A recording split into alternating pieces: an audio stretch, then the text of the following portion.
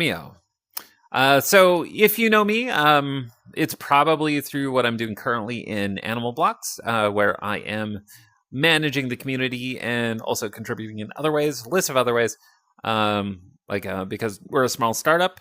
But in a previous life, I was working at Remio. I worked at Remio for 2 years until we ran into a road bump with a budgeting issue, which meant basically everybody abandoned it, and including myself. There was a brief period of time where it was it was put in my hands to just do whatever I want with the platform.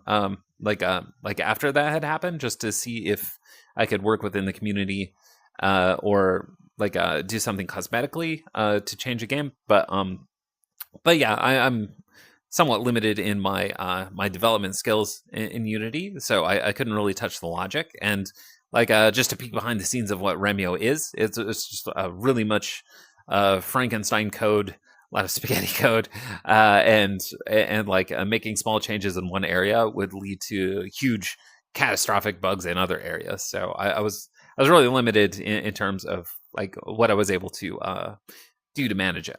But that said, I'm not making excuses. But yeah, it closed down in I want to say June 2023, 2023, June 2023, 2024. Where does the time go? Yeah, let's say June 2023, and then 2023, 2023. What year is it? No. Okay.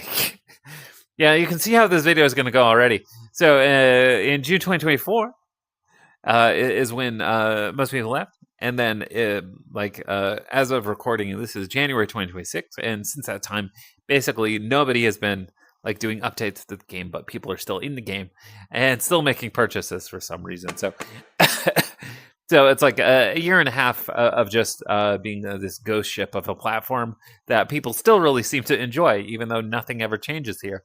So it's just a sign of how solid an idea it was. And I have been back with a few members of the previous team as we moved into Animal Blocks. So anyway, that's a long-winded way of saying Remio is closing down as of the end of January, and people just aren't going to be able to play anymore. It won't be accessible, and may never be accessed again. So before Remio just disappears from existence, I wanted to go ahead and do this video just to document a lot of the things that happened here, record some of the spaces that are available. Some of them are missing, but just for those who never got to experience it, or maybe for those that did, that just want to relive it in small ways, or just to kind of understand the story. So I made this video for all of you, and even the people that worked on it, just so they're able to show off what happened and hear a little bit of the story.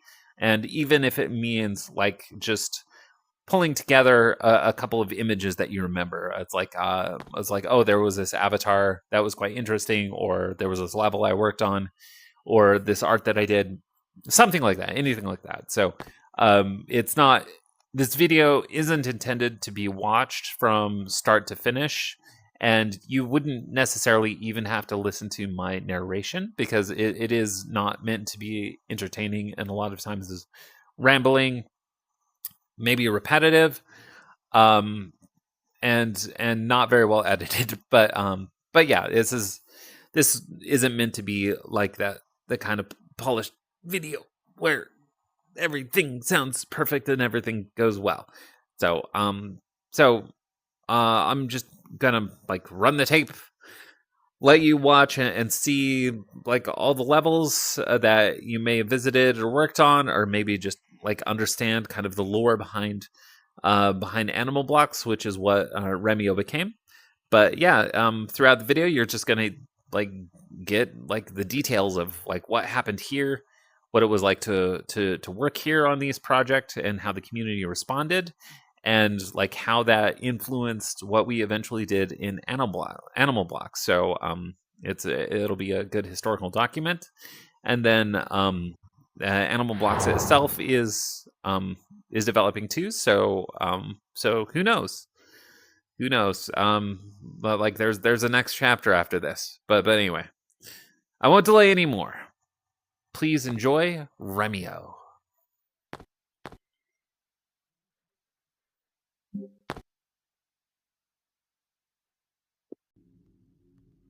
Okay, before we get started on this retrospective of REMIO, I popped into like a version that I had on my headset already because it's not what it looks like currently an updated one. So so all of these things, which includes the pets here, these are things only I can see. Nobody else can see them because I'm in a different version.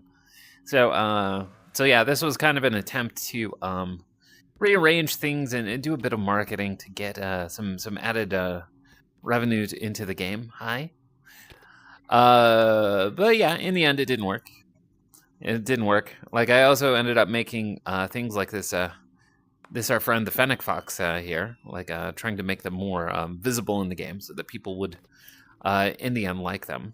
And yeah, let's go on to Animal City. Where you'll be able to see those things as well before we hop into the version that is currently in, which won't have any of this stuff featured here. Okay, yeah. So these are the pets and the eggs, things that we had added to the game as a collectible. It's kind of a common thing for people to have them. Whoa! I forgot I'd added a police siren. Hold on. I forgot I added a police siren. Yeah, that was one of my contributions as a developer to go ahead and add the police siren to the cars, which never fully worked very well, like as a vehicle. But I'll come to that when I get to the regular tour. We're only gonna have a quick look at some of the things I added. I added personally when in the brief time that I was given control. So one of the things I added was a turkey with a Mothman on its back going around in a circle, because I thought a bit of randomness, virality would get some attention. Yeah, and also I'm not an extremely skilled developer, so I was a bit limited in what I could do, so changes that I could make were cosmetic. But again, later in the tour we'll come back to these things. Yeah, one of the bugs that we never quite got a hold of was a character limit on the pet names, which leads to really amusing bugs like this. And yeah, we had autofill for email addresses, so that is crazy. I'm glad we never fixed that. So another thing I added for cosmetic reasons was the pet parade. So the pet parade, it was meant to also feature the pets, so people would want to come by one of the eggs and collect them. But in the end, it was just a fun thing to follow around.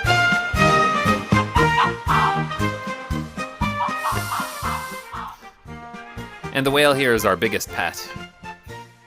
Like, fun fact, the whale is the biggest pet. And the people who have started following me now, they actually can't see this. I am... Another personal addition I made was the reskinning of the paintball map. Game starts in 3, 2, 1. Yeah, so go down to the gruff voice.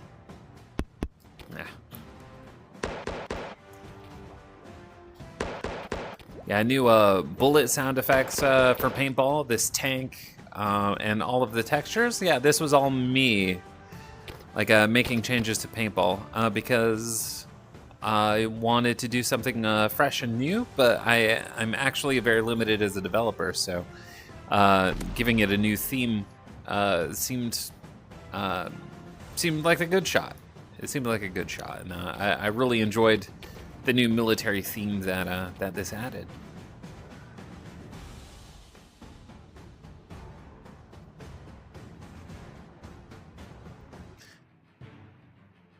So yeah, another thing I tried out in my time having control of Remio was reskinning the hide and seek experience to be kaiju hide and seek. So as you see in the distance, there's a giant gorilla wandering around behind the buildings, and we have this Japanese setting during the cherry blossom season. Like everything in there was reskinned to be futuristic, and so yeah, one of the things I did when I was taking control of Remio was to make a kaiju hide and seek. As you see back there, there's a gorilla slowly wandering around. We'll get a closer look in a second. But I also merged this map, this hide and seek map, with the existing Japanese guard map, which we'll see later, and reskinned everything here to be a little more futuristic and so forth. So again, I was limited in terms of my development skills, but I could do little things like this just to make it seem different and interesting.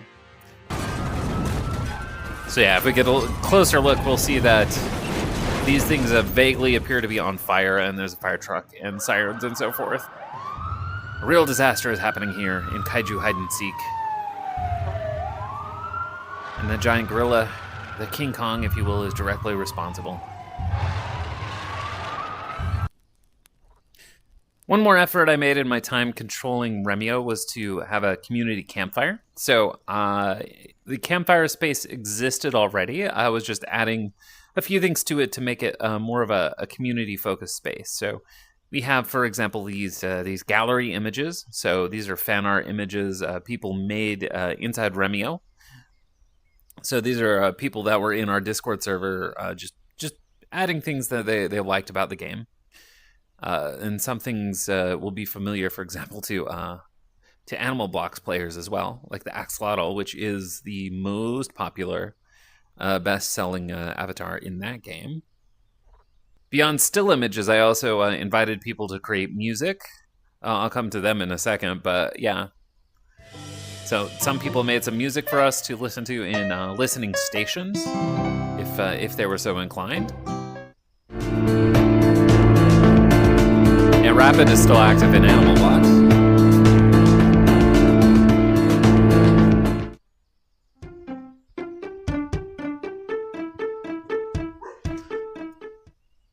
Yeah, on top of that, one thing that I was trying to get to take off was the adventures of Ducky and his friend the ATM machine. So I would place them in random locations throughout all of the different games inside Animal Blocks.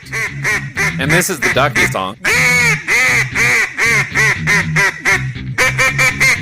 Need to say things like nobody likes the song Ducky, and this emoticon would always be there in all of the situations.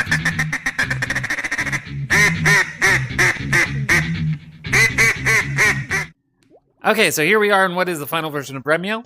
So we're gonna take a quick look around here because it is full. I cannot get into a private space. But yeah, this is actually where people spend most of their time. A lot of people, as we learned, they joined Remio and they never really left, which they should have, because there are portals all around and ways to get into it. But you know what? When you have interactables, there's a lot there's a lot to play with. Hey, little panda. But yeah, on our way out, we just let people know, give a month's notice to go ahead and vacate. Because we are closing, and of course, because Animal Blocks is the game that will succeed or follow will follow Remio, that they'd be rewarded there for their time here. So yeah, but this lobby was actually the gallery first. Here, actually, you know what? I'll have a look there now. Okay, so yeah, why not start our tour here in the gallery, which actually was an informational space because In the early days of Remio, Remio was both an enterprise product. It later became for consumers, but this was a space just to do exhibitions for different companies. Like a few of our clients, they would use this space to give information about the company that they represented, and we would run tours here, or they would.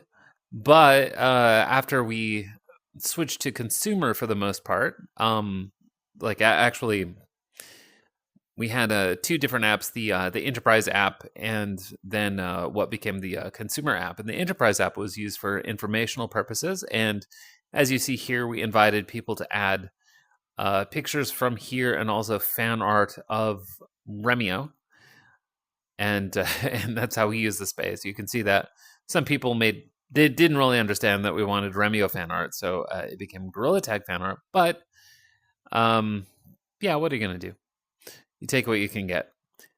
So yeah, this is what became the lobby later. But yeah, because we didn't want to really make anything new. So Santorini was designed by one of our technical artists, Ismail. Ismail was a friend of mine, like back in the day, and I encouraged him to apply here, or like the company to hire him. And this is one of the spaces he made, and he showed it to me even before I worked here. And I said, it looks like Santorini, and magically the name appeared. But I can't confirm why that happened. But as you can see, we have whiteboards, which is a strange addition to a consumer game. But that's because it was supposed to be a collaborative.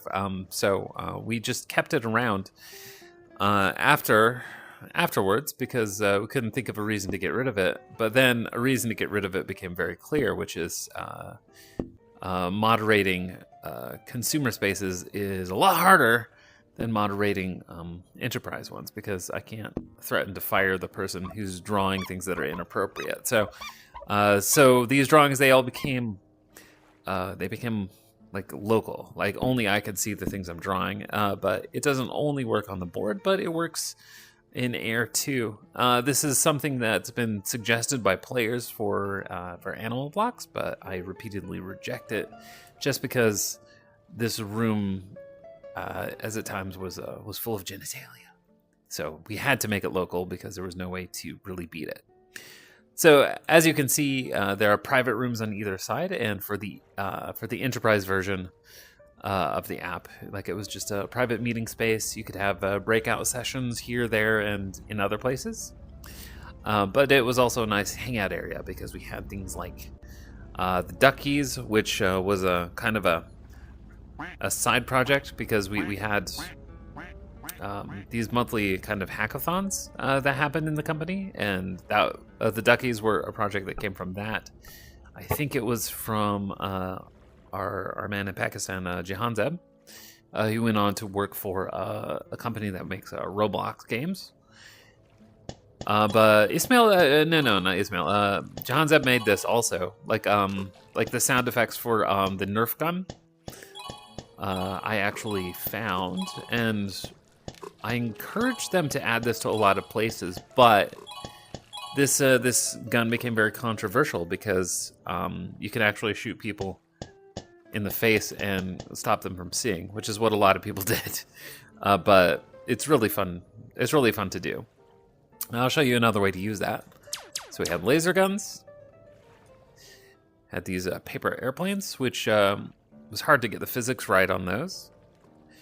And then these, which you can glitch by holding them, holding the arrow like too close to the base. I can't do it anymore. Anyway, let's show you a trick with this. Yeah, I'm getting into the details of this space, so it's going to be a very long video. But you could shoot the space, and then like as the balls popped out, they would just keep coming out because there's something in the collider. And as you see, like, they're all rolling out to sea as if drawn there. So this is what we would call a fun bug, because obviously this isn't supposed to happen, but we're glad it did. and like our CEO Yos and I both agreed that that is a good thing. So if we have a bug, but it's a really fun thing to do, just leave it in.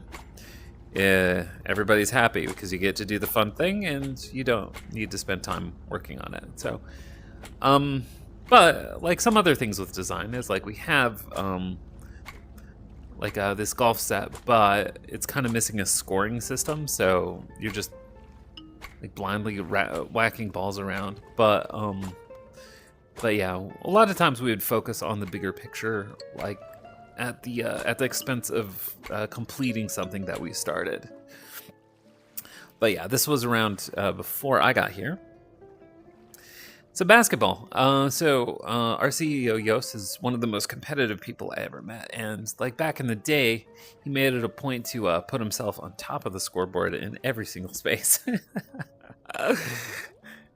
So we would have the name of the servers here, which in Enterprise it would be a company, like a company name, but now it's just called Public Playground because that is the default space. As you see, someone joined us. And you have logos here as well. And those logos could be attached to the dashboard so that the image of the organization would appear. Here, it would appear on other things as well throughout the space. Dice, they didn't really do anything. Here, I'll come to the videos in a second, but we would have a space with a bunch of portals. And this would be a presentation area, like with laser pointers. If someone else were here, I could show a fun bug with this, but yeah, there are laser pointers. And here we were able to show videos, PDFs, 3D files. Here, I can go ahead and show you examples. So we have a duck that we can auto spin and rotate, but if we want to, not go down. So if we want to blow the mind of the people that joined us over there, let's go ahead and make it supersized. And now there's just we're inside the duck. We're inside the duck. You didn't know it, but all of a sudden it happened. All right, there was actually a downstairs area. Not everybody found it, but this is where you are able to find the sea life. And in one version, like after I took control of REMIO for a few months, I put a Kraken down here as well, which would pop up every now and again. But yeah, the access portals are down here. And yeah, I thought it was a very nice looking space. Actually, Santorini was the first good looking space that REMIO had, because before that, they didn't really have high quality technical art, in my opinion. Sorry to say. Here, let's shrink you down. Okay, so the video booth was nice because now the video booth was nice because it saves the videos of people who get in there and record. And the intention was to get direct feedback from the customers that we had in Enterprise. So, like people who went to an event inside of REMIO, they would pop in here, like they would hit record, and they says, "Oh, I had a great time in REMIO. It's a really fun event, and I feel really close to my team. And thank you so much for having this, and I hope to come here again soon." Something like that. But when we became a consumer app, and it was a game, all of a sudden we had players like hopping in just to do silly things, and those silly things would be content for our YouTube channel, but it would also be a system for self-moderation, because some people, they would come in and they'd say the F word a bunch of times, and then they were like, okay, and then they get ushered out of the app for self-incriminating because they directly sent us a bunch of swear words. So yeah, that was kind of an interesting development from that. But like people enjoyed it, and sometimes we did like challenges. Like I did a rap battle once. I just said, hey, just come here and do a rap, and we'll put it on our YouTube channel. And they came in, they did the rap, and it worked out. Yeah. Finally, we have the mystery portal. The mystery portal was something that I worked on with Artyom, who currently works at Animal Blocks. So he's one of the few people who moved on from Remio directly to like an organization owned game, which is Animal Blocks. And the mystery portal, it works by sending you to a random place. It's just like you don't choose the place that you go. It's just going to be something. It's like just in case you can't decide, because you can decide between the portals over there. But yeah, we can go ahead and try it out. But yeah, I began my work in Remio as a QA tester, but it kind of evolved into to product because I was working so closely with players and giving feedback on design and product. Anyway, let's go through the mystery portal. Okay, so the mystery portal didn't work, so I had to restart the game. But I decided to go ahead and come to Geo Quiz. Actually, this was the favorite experience inside Remio. And if you don't know what Geo Quiz is, you're basically given an image, and you can move around on these maps and try to figure out where you are. And it was really fun, and it worked very well for enterprise groups.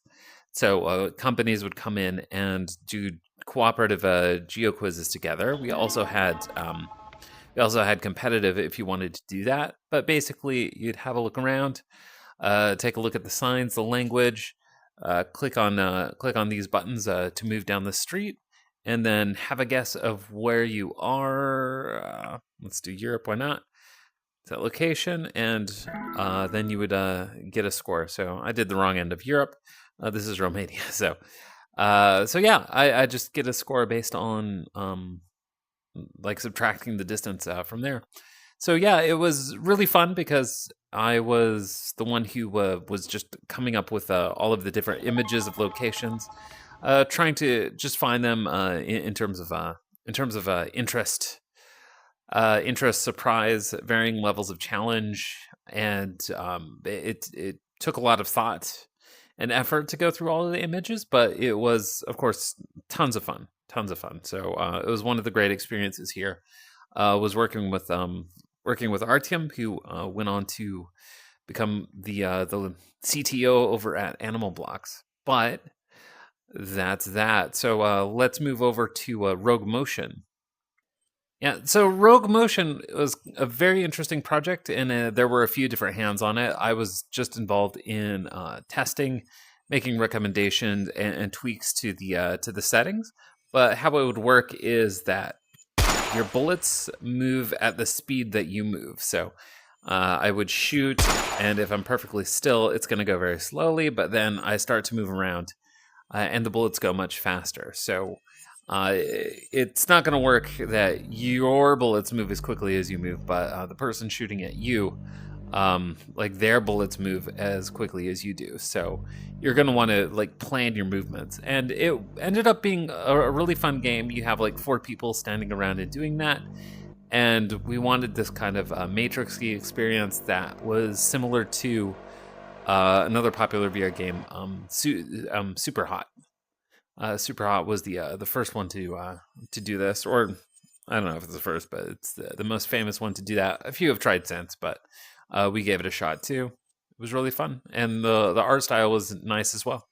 Okay, so I've decided to join the Mines because the Mines was sort of the brainchild of our CEO at the time, Yos, who had the idea as we were moving into consumer that literally we would have our players digging for gold. So we have a few different pickaxes at different levels, and we're just going to run over to the ore and break it, and like that amount would be added as coins in your pocket, basically. And you'd have a set limit per day.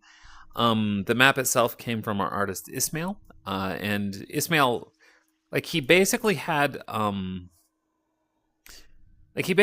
this ready to go, so we didn't need to build anything else. It is something that he had built previously, and we repurposed it for the mines themselves.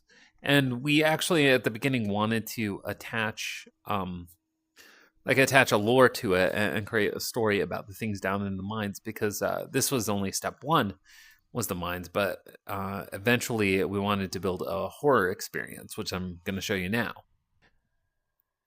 Okay, so this is the map down, or the elevator down to the lower levels, and basically what you have to do down here is wander around to find artifacts. And whoa, that was a true jump scare. I forgot about that. So yeah, you wander around to find the artifacts, and if you can get all 5 of the artifacts that you see listed here, you're able to escape. But you do have the enemy, who you can see in the distance, Mothman, wandering around. And at the time I proposed Mothman, like I knew that Mothman had a lot of interest, at least in the U.S. Amongst cryptozoologists and things like that. Thought it was really interesting, and I had to push pretty hard because they wanted to see proof in the marketplace that Mothman had a chance to go viral. But who knows if any monster would have worked. But yeah, the lower levels, I had a hand in designing these two, because actually the map itself is pretty twisty and turning and deceptive in how some sections go up and down. So you might make a few turns and then get completely lost and not find the way out. I'm gonna let him capture me. Yeah, and once you get captured, you're back in the upper levels, and you're locked in until you hit the lock, and the door is supposed to swing open. But something tells me, oh no, it's swung open. All right. Yeah, and so those are the mines, but it kind of led to something else entirely. So I'll get to that. Okay, so welcome to Spiderfall. Actually, I proposed this game to one of our developers. He was kind of our star developer, because he was talented, really good at creating physics, and I had pitched a game that I found inside of Rec Room. I pitched a game that I found inside of Rec Room, where you go on different platforms. You go on different platforms beneath you. Oh, there they are. And they disappear one by one, and you need to get to the appropriate space. But players are able to bump each other off, and the last person to survive, the last person not to be bumped off, they're just the winner. So these games got pretty rowdy, and it was really fun. It actually was a popular favorite, just to come in and do this, and we believed in it to the point where we made a few different levels.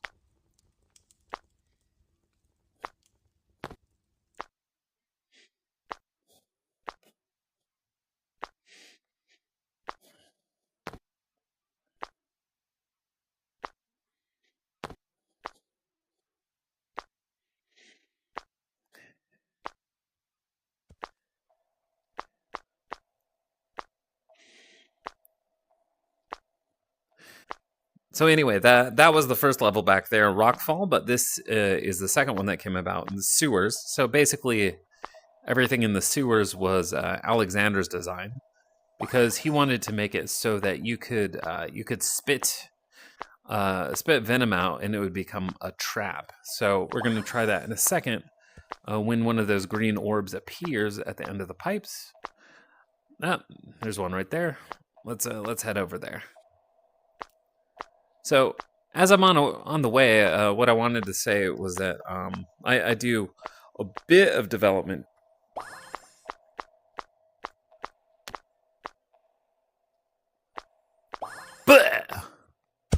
So somebody landing on that, they would be damaged. As you see, you have these 3 gems, and if you get damaged 3 times, you end up losing. So you actually have lives in this one. See, one disappeared. So as I was saying, I do a bit of development, but not very much, and definitely not professionally. But it's good enough to prototype some ideas, and using the Gorilla Tag uh, Gorilla Tag Git, I was able to make a prototype of Spiderfall, like where you would hop around on blocks that would disappear.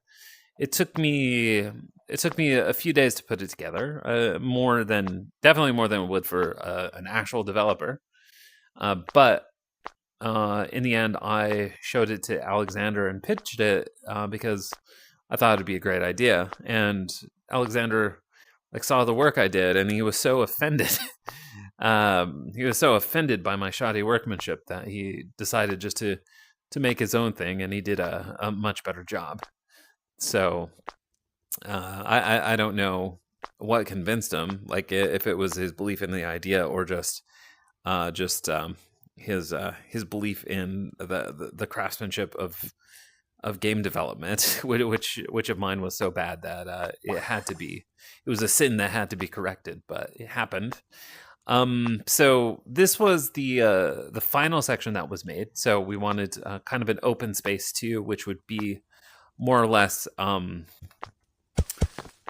what do you say? More or less a free for all. So you just shoot people until they die. So as you go from space to space, the rules change also. Ugh.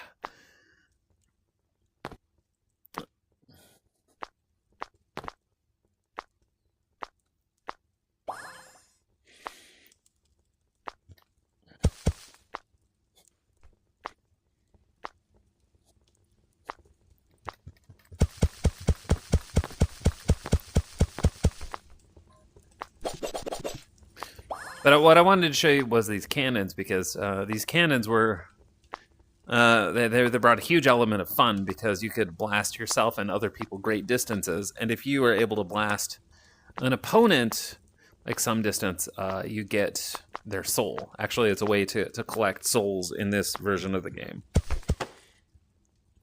I'm gonna die. I'm gonna die. Yeah, well, it didn't work out for me.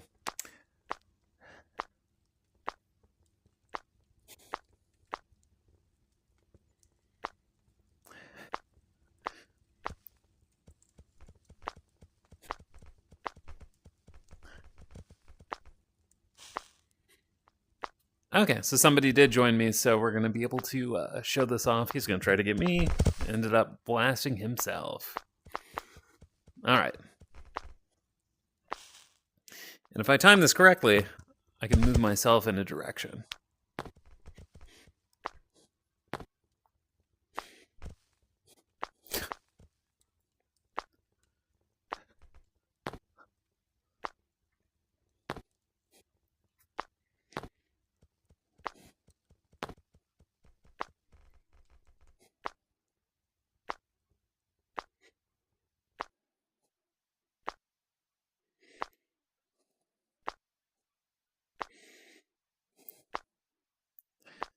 So one thing we thought was fun about the void over there, the open area, was that you could go get these great big bazookas and then bring them into other sections too, which would give you a big advantage. So the interplay between the different mechanics in different levels inside of Spiderfall.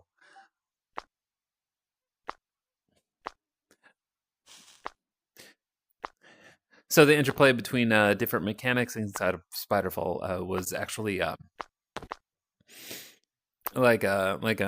interesting part of it.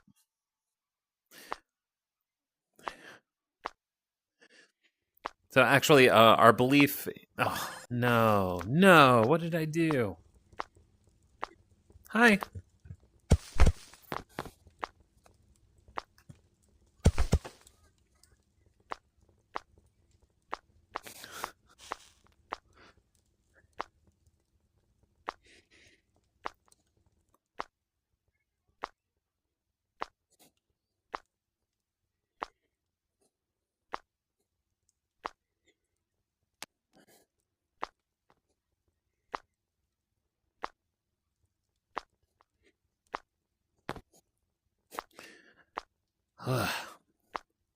So as I was saying, and hopefully not every time I say these things ends up in the video. Depends on how much time I can spend on editing, um, but yeah, our belief in Spiderfall was so strong that after like making not one, not two, but 4 levels, we also had a separate app because we thought that would be a good way to funnel people into the game, and yeah, so they were running concurrently.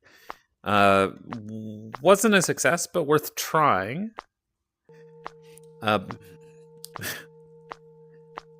But yeah, in the attempt, deploying the apps and updating them became a lot more complicated. But you know what? That's a CI/CD problem, not mine. But anyway, I'm not gonna go down. No, I guess I am going down. Okay, anyway. So, what you'll find down there is a bazooka just like this one. Actually, this was the 3rd place build.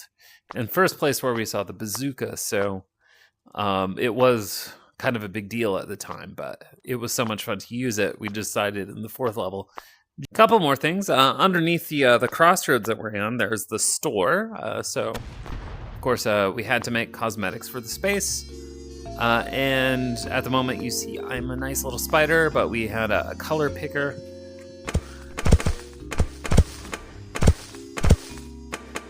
Like for myself, I usually preferred black.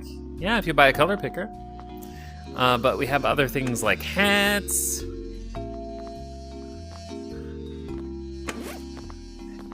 And then we got masks as well. So Jeff was the most expensive one because...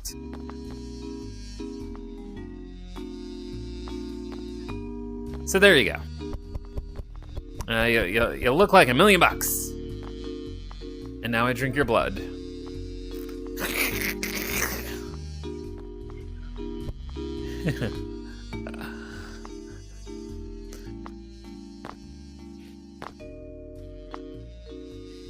Anyway, taking a tour of the different items, we have other hats, things that you had on your back. Some vaguely cartoon-inspired things like the fry cook hat. Precisely. Yeah. We had the mines where we were trying to do digging in the monster experience, and we had Spiderfall, which uses arm locomotion. So we, of course, combined the two and tried to make the spider mines. So probably one of the most popular videos that I did, because I did some video content, was exactly this. Just showing people how to go really quickly through the spider mines using the web swingers. And it was fun. It was really fast. And since REMIO itself started out with just joystick locomotion and the limitations that it has, and the kind of breaking immersion because people don't actually move using joysticks. Once we introduced arm locomotion, based on the success of games like Gorilla Tag and several that came after, we just realized that there was a lot more potential there and much more fun. And the CEO and I both agreed that everything we do from that point onward needs to be some kind of arm locomotion. So we have the basic one where we strike the ground like this and run around, but there were others too, one of which I will show you now. Okay, so this is a juggernaut. So you're not striking the ground here like you would in other games, but you are kind of using these electric beams to latch onto things and then propel yourself forward using the trigger button. So trigger and movement moves you forward, and it's very much like skating on a rink. And then you can grab onto something with the grip button and it swings you around. So when you're doing it well, you feel like you're in a flow state. It's really fun. And this was like something that came from a hackathon, like where we just let the developers kind of work on whatever they wanted to for a while. No, I'm misremembering. I'm totally misremembering. This was an Alexander project. So Alexander was he had this idea of a game he wanted to make with this specific locomotion, and he was given leave to go ahead and do that for a while. And then he made a prototype, and we tried, and he did a few different iterations of it, and then landed here with this one. And once it was done, we had this kind of parkour map, of which there are two. I'll show you the other one in just a moment. But this kind of locomotion, like, we were attached to it, and we turned it into an infected game in these spaces. So if someone else was here, like, we would bang, we would see them as kind of a dragon with in this kind of crystalline bubble.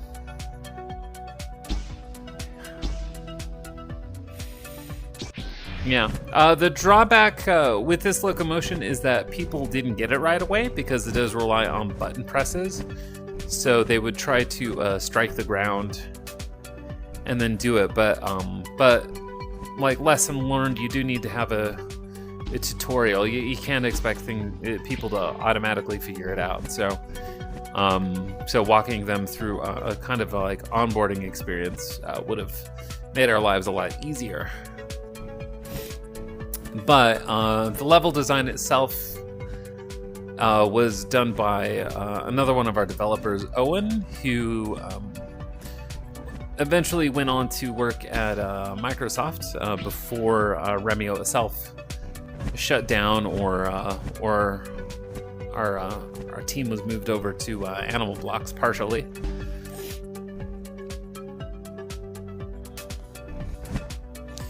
So even though Alexander was the one who got this one started, Owen at a certain point took over, and I worked together with him on making the best versions of it until this is what we got. So this is the ice level. I think the ice level actually came first. Yeah, so it's a bit more open, a bit brighter, a few ice blocks and things like that.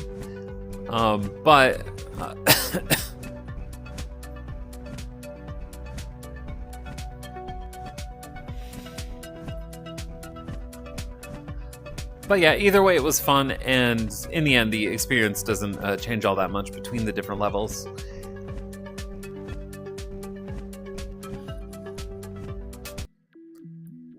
So here I am back in hide and seek, and as you notice, there are very basic geometric shapes in here. And like, as the little person, I have a high-pitched voice, an extremely high-pitched voice. You wouldn't notice because you're just hearing my voice, but what I'm gonna do is like run around the space and collect all the orbs before the giant people come and catch me, and I move around using this slingshot. So I slingshot myself to other sections of the map, and if I can get all the orbs before I am caught and the big guys drop balls on me, then I win. So yeah, this was something that we enjoyed showing to our enterprise clients also. This was here before consumer came in, because it was like really easy to grasp, easy controls. So especially with the enterprise, like, a lot of people, like, they weren't even gamers a lot of the time. They didn't play video games at all, much less VR. And like, this was back in like the early 2020s, so mostly people didn't have any experience with VR. So everything we did, like, we had to just limit onboarding as much as possible by having like one basic mechanic. So it was either you're big, you walk around and drop a ball by hitting the trigger, or you're little and you pull your slingshot around, just trying to get from place to place. And one thing we had to worry about also was like comfort as well, because people can get like motion sickness, and it's more comfortable to move around the space using something like a slingshot, because like walking, like as a normal person, if you're not used to it. It seems like even saying it now seems silly to me because I've been doing it for so long. But some newcomers who are adults, their mind like has a hard time grasping onto what's happening, and it just makes them feel seasick. So speaking of experiences that are like really comfortable for groups, allows them to be cooperative rather than competitive, and in the end is satisfying. Like one of them was the tower defense, and it's easy because you're like I said, teleporting yourselves around, and you only have one basic motion, which is pulling a bow and arrow, trying to shoot somebody. Oh, I'm doing really badly, but yeah, so as a team, you're trying to stop the orcs before they get in and set your castle on fire. So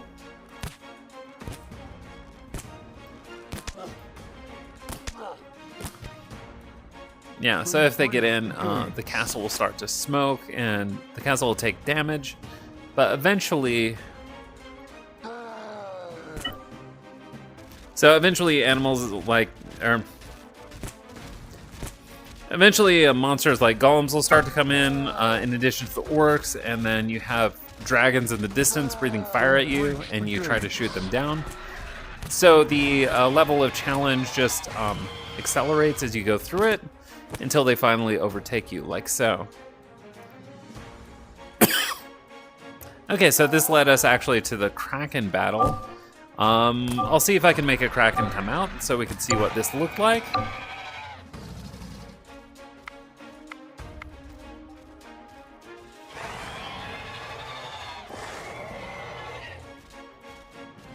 Okay, so every 5 levels, a Kraken would come out here, and that would be kind of the boss battle as they fling stones at your castle.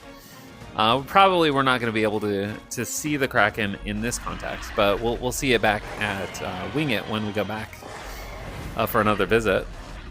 But yeah, so this was kind of the next level of the experience, because when we switched to consumer, like we wanted to up the level of challenge and the level of satisfaction that players get from it. So it didn't need to be an endless wave shooter, but actually, oh, there he is. So the Kraken joined us over there, and they fling stones at here, and like we wanted the added challenge of going ahead and defeating the Kraken.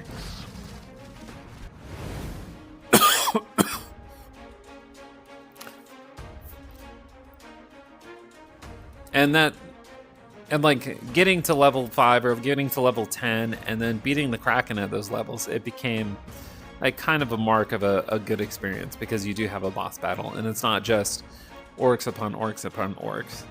Okay, welcome to Cafe VR inside of Remio. So this was a space that started back when we were Enterprise, and it actually began as Bar VR because like most of the people who visited the app were adults, so we had alcoholic beverages. But when we became consumer and we wanted people who were perhaps under the age of 18 here and didn't want to have a content warning, we went ahead and shifted just to coffee as quickly as possible. So like all of these things are breakable, but they used to be breakable bottles. I mean, that doesn't make sense, but we left it in because it was fun. So, oh yeah, we could actually, that actually works. I didn't know we had that, but yeah, it used to be a bar with like a mug with a tap, and it would fill with beer, but now it fills with coffee. That's awesome.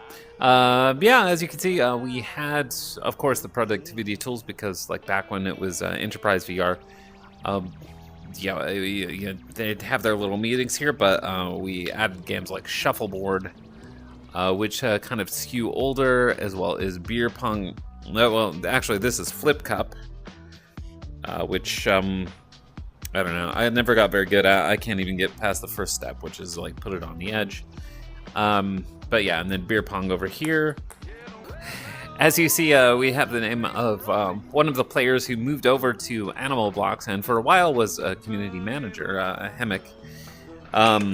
Yeah, he was pretty competitive too. Always wanted to get on top of the leaderboards. But yeah, there's nothing to stop you from hopping in here and doing it this way. So I'm sure he just got to a score of 69, and then he was like, "Wow, that's a nice, funny number." So he ended it there. We also had games like this, which are like very easy to very easy to implement and develop for, because you're just throwing an object into a hole. But again, there are no controls like stopping you from walking over and dropping it in. But actually, I thought there was a particle effect before. Yeah. Anyway, maybe I'm imagining. But yeah, you can always walk over to these to reset. Actually, we used to call these like lipstick, because they do look like that. I never liked these buttons; they were ugly. But I could never make it important enough to make a better design for them. Yep. Another game that we had was throwing paper airplanes through those, and like a scoreboard would be over here, so turn it into a little competition. And off to this side, we would have darts. Yeah, a lot of bugs with the darts in the old days, but I think we finally got it to work. And you would have to keep the score manually, but yeah, it's pretty fun. At least for a mini game inside of a bigger game. Like, I know there are like other like designated darts VR games that got it better. Is that a bullseye, really? Anyway. Okay, since we're on enterprise experiences, this was the first presentation space, which is like solely a presentation space, like currently called the stage.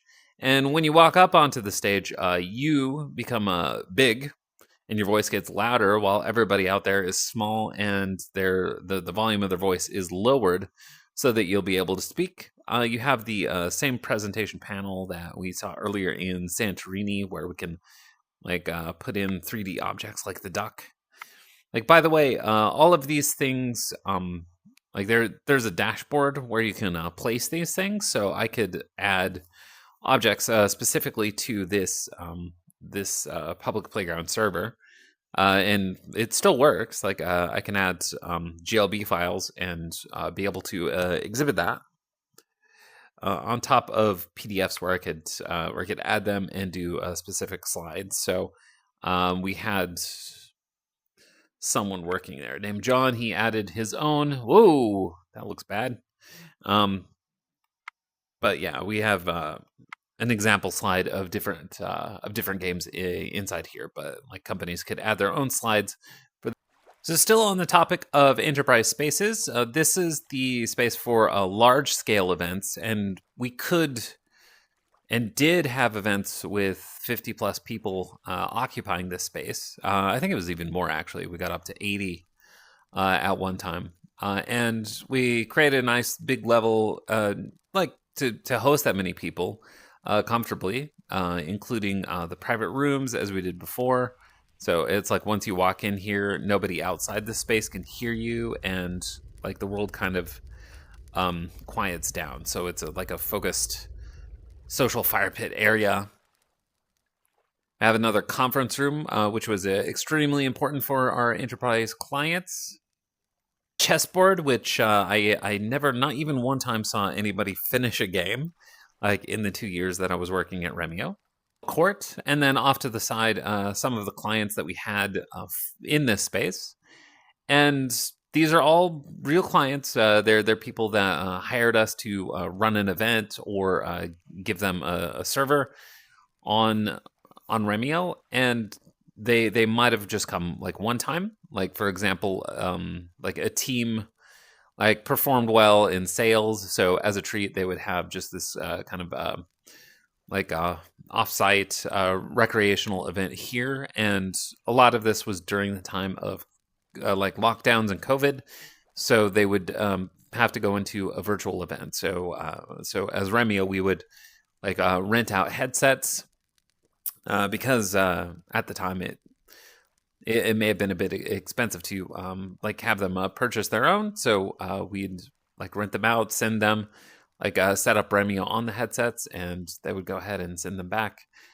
So the one of these I worked with the most was actually HubSpot. HubSpot had several events here, and the others were kind of like one-offs that happened in the early days, like even before I arrived. So yeah, we had Ellen, who was the event manager most of the time, and then I kind of moved in as an event manager for a little bit of time. On one end of Titan, we had a gallery. Just to show off like how these frames work. Like, so you would go ahead and click on one of the images. You can make them bigger or smaller. At the beginning, they didn't do that. They were like one size only, but yeah, you can make it a bit bigger, and then we would take images that we had recorded in here or things that we had uploaded to the dashboard, and then like once they're in, we could put them inside the frames to show them off, which is good for businesses, like if they want something informational, but yeah, once it became consumer, it wasn't all that useful anymore. So all that was left is things that I left in there, and yeah, and once we switched over to consumer, like a lot of things were left over that weren't really necessary for it anymore. But rather than backtrack and undo things, we were like a lot of time prioritizing new features. So in the center, we have an elevator up, and from here we would have things like a catapult where we would be able to we'd be able to move it around and shoot it down there. Yeah, so you see the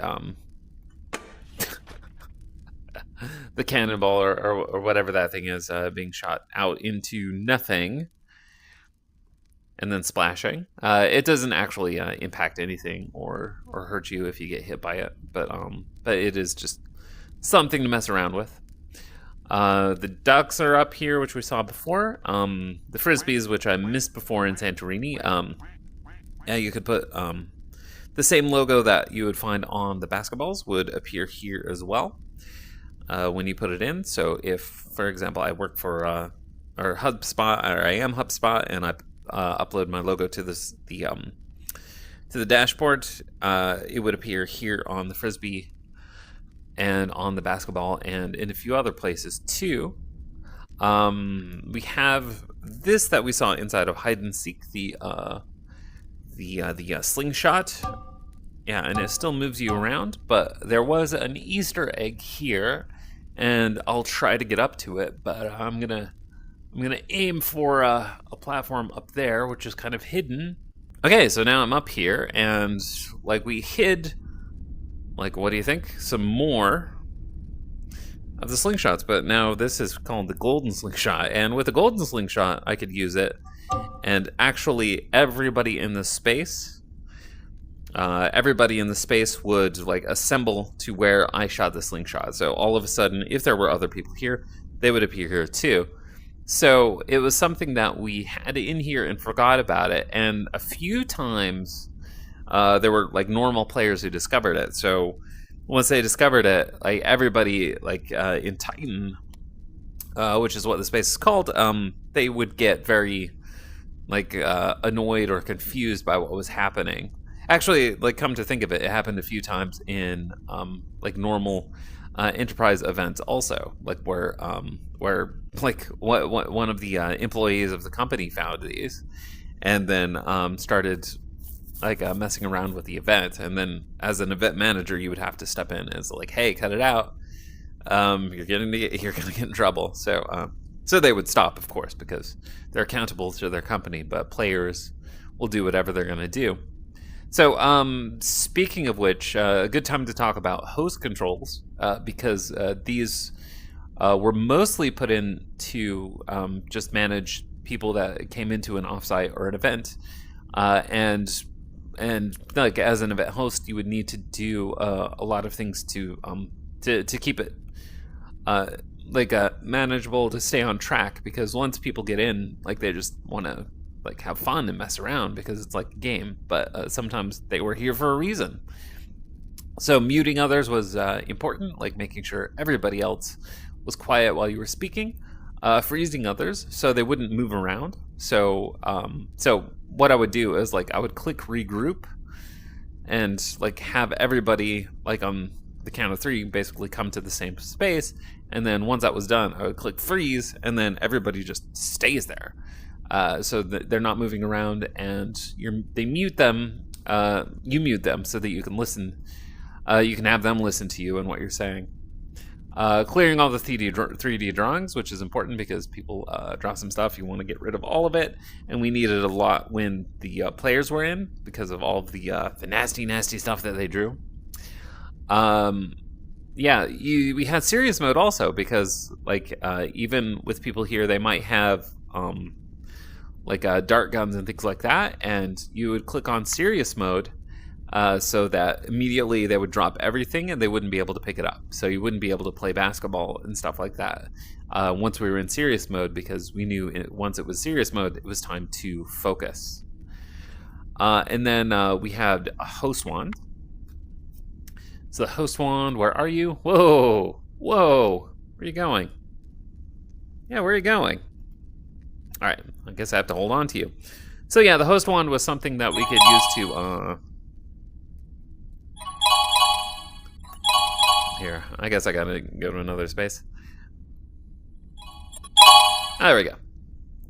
So yeah, the host wand was something that you could blast yourself with, or just select everybody in the space, and they would appear here, and I would be able to remove that person if for some reason I needed them out there. I could also send them to a new place, so I would choose from a list, and then click send, and then go to that place. And we would also select a shard or an instance. Like if somewhere was full, or you wanted them to go to more or less a private space, you would send them there using the host wand. So when like we had events, it was a way to correctly usher people to the right place. But when we became a consumer app, it was a way to actually moderate. So like removing somebody from that place because they were like saying a bunch of swear words or using racial slurs or things like that. So it was quite important, and like we would just like send them to be on their own, get them out of there. If we decided against using other tools like kicking them out or banning them or something like that. So I'll use the wand in a second to get to the next place. But yeah, I also wanted to make a note about holograms, which are not activated now, which is a shame because it's really funny to show off. But holograms were something that event organizers would use, or I would use, in order to give tutorials about the space. So, for example, here I might like have a hologram. You would be able to click on this kind of like a polygon thing, and I would appear. Like I would appear here. I'll show what I look like. So I would appear, and as I appear there, I was like, "Welcome to the games room. Like, choose any of the portals. All you need to do is walk through it. But if you don't want anyone to go on accident, go ahead and lock the portals so that you all stay in one place. Something like that." So teaching about different things in the space and how to use them, and then we kept those holograms in when we opened up to consumer, but then it would be repurposed for the sake of entertainment. So like I would add things out that were the entertaining or educational, and then suddenly because my holograms were there, like I became like a local celebrity. It was like everybody knew who I was because it was like, "Oh, you're that hologram guy." And I would just get followed around all the time because suddenly I was recognizable. And like for me, I was always famous for having green skin as part of my brand. But other players could make things as well, and they tried to make really funny holograms, and very often they did. And like some would make very disturbing holograms, which we would then have to delete and get rid of. But it was an early step towards kind of creative content that was allowed here because we didn't have like a world building or anything like that like at the beginning. So what we had instead was beyond the drawings, we had like people like recording for the holograms, and that's just how they express themselves. So back to our wand. So all we would need to do is choose a little space. I'll choose silent art for now and go ahead and send myself there. And then there would be a countdown, and then a rocket ship would come and take me away to the next area. Okay, so silent arts didn't work. It's probably not in the project anymore, but that was kind of a completely dark drawing area where we would send players who were problematic, just because there was nothing there and they couldn't hurt anybody, and they were just kind of stuck there. So it was kind of it. So it was a type of moderation tool to do that. So as you see, this is Titan, but reskinned for winter. That's something that we had in the app for a long time. It was just like we wanted to make a winter theme, but we didn't want to rebuild the space completely. So we did this. The only thing really different that we had are these snowball guns and that igloo over there. And those were fun to play with. We could have a little snowball fight, but there's no additional logic to it. So we were just shooting these things back and forth for fun. Okay, so turning back to paintball, this was the original. But actually, no, this is not the original map. The original map was a lot rougher. We went through a reskinning of this as well, just to improve the look of it. But the basic outline was the same. So in this mode, we were just doing a capture the flag. Yeah, sound effects were added much later, at my insistence. Because in the early version, you had no warning that someone had taken the flag. It's just you'd be playing happily, and suddenly one of the teams got a point, and you would never know that the flag had been taken. So it was kind of a weak experience. So Blue team I a lot of times push for those small improvements just for the sake of a better user experience. Like another thing that I really wanted was to be able to shoot the grenades, and yeah, to be able to to cook them also, to hold them in your hand, and go up to somebody and explode. So yeah, these are just a few minor details that I tended to focus on a lot. But one thing that was in the game for a long time, I think since the beginning, but it was like a well-guarded secret, was the hidden knife. And I'll show you where the hidden knife is now. No harm in it, since we're closing down. But yeah, the hidden knife was up here at the beginning. Only the person who put the knife here knew about it, but then we discovered it one by one. But as we had discovered it, it was a really well-guarded secret. So yeah, I was probably the third or fourth person to discover it. And then once you found something, your coworkers just really go crazy, wanting to know where the knife is. And it actually works. You can actually stab other people with it, which is very satisfying. Yeah, so for weapons, we had a sniper rifle.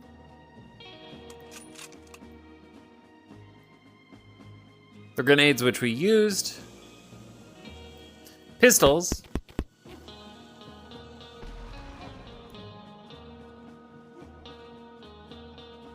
And shotgun.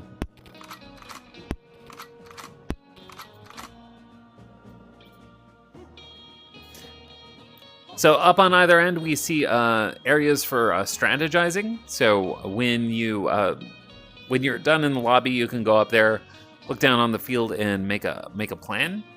So this was in both the consumer game, but before that, the enterprise app, because having your whole team within your organization break up into break up into 2 groups and work together to win at this game. Like, it's a good team building exercise, we thought, but it remains fun even for regular players. Yeah, so since paintball was the most popular thing that we did as an enterprise app, we went ahead and made a new level, which was bigger and had a different game logic to it, and yeah, turned it into the paintball Western map. But before we get there, I did want to talk about bots, which are also in the other paintball map. So if you wanted to like add to the challenge, or if you're alone like I am, you can give yourself some opponents to fight against in your game. And let's see, I'm on red team, so yeah, I could shoot myself and switch to blue team also, but I'll go ahead and stay on red team because they're all on blue team.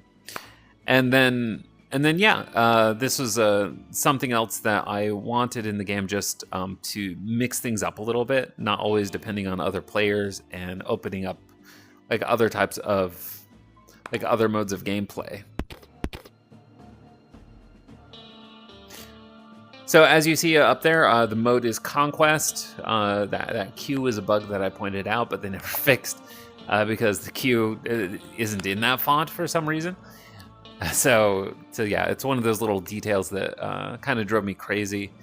And because it drove me crazy, I drove everybody else crazy just by talking about it all the time. Oh, and before I forget, yeah, we did at a certain point add gun skins. We never monetized it in the way that we should, and in fact, like you can't shoot the thing, so it's kind of like two different interactions for something similar. So that was kind of a weakness in design. But yeah, this was fun because like we had things like a QR code that we added, and like we could set these individually. We had the Matrix skin, and for example, a tiger skin, but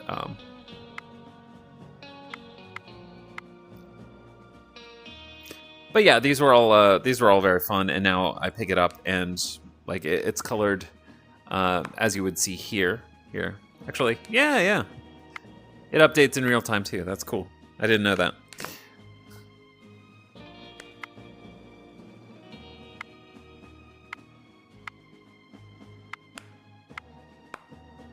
Yeah, anyway, most of these skins were my idea. I know the QR code was mine, Plaid was mine, Matrix was mine. Game starts in 3, 2, 1. Go. Okay, so in the Conquest mode, you would run over to a zone and go ahead and occupy that space for as long as you can. But of course, Red team is capturing Zone B. Yeah, but of course, I have a lot of enemies who are coming after me, so I'm not going to do very well. Red team is capturing Zone B. Do I have a bot? Oh, I have someone on my team too. Anyway, I mean, it's kind of fun just to let the bots fight it out too, see what happens. But they're capturing the zone, so I got to do something about that. Or, you know what? Just never mind. I'll just. Red team has captured Zone B. Oh, so they captured a zone, so I'm gonna go ahead and capture this zone. Will they follow me?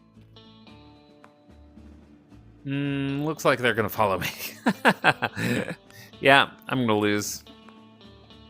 Red team is capturing Zone C. Oh yeah, one thing that we had 1 minute remaining. never fixed or did anything about was the shield, because I could hold up the shield and just shoot through it, which made Blue team is capturing which made this riot shield very OP.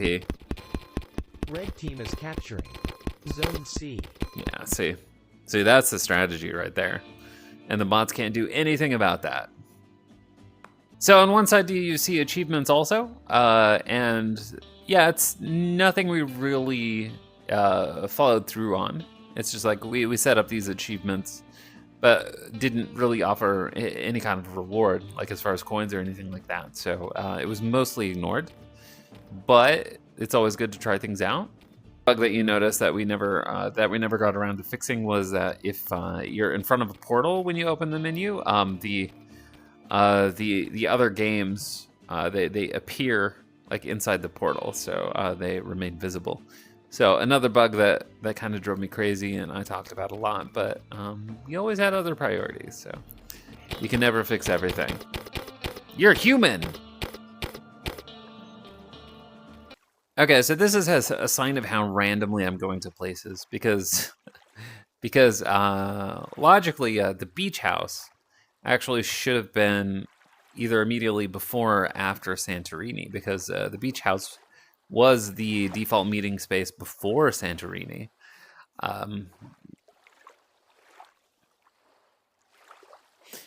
Because as you see, it's situated the same way with the brainstorming rooms, the basketball court, the ducks, these guns, even the shooting range over here, all the same. But Santorini is reskinned and has a nice, a nice Mediterranean soundtrack. There's even a mystery portal here, so yeah, exactly the same as the other one, but just reskinned. So so the Santorini one became the default after the beach house, which was improved. But we also made a Halloween space based on that, so reskinned it for Halloween just because we thought, like, why not do something seasonal? But unfortunately, Halloween is no longer in the project. So I tried to add it on the back end, but it didn't appear. That's okay, though. Okay, so another game that we had here was the team puzzle race. So I'll quickly run through it the way I did with many other teams, like during offsites and gaming events. So like we started here with the blocks. So if you see in the distance that small image with different heads of famous people, like they had to be assembled so they fit inside the square in the correct order. And once you did that, it opened up that gate there, and then you would go through the different hammers, try to work your way through those. I'll do this in just a moment, but I just wanted to show it off first. Once you get in here, you're going to be attacked by a swarm of bees. And if you manage to get through the swarm of bees, there is a labyrinth that you would need to work your way through to get to the end. Then you have the balls rolling downhill. You have to duck and dodge to get away from those.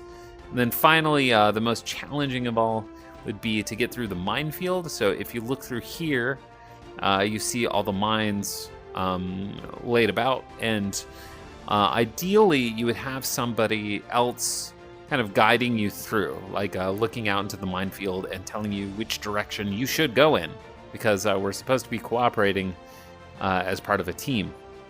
But if you're alone, you can just kind of make a mental map of what's around and try to get through it anyway. It's actually very challenging, but I'm going to show you how to cheat. Okay. And then if you're there first, you win. Get ready. Okay, so again, this is teamwork. So, like, somebody's gonna say, "Go find George Washington." Like they're here, like telling everybody go. George Washington in top left corner, and then Ronald Reagan or Andy Warhol in bottom center.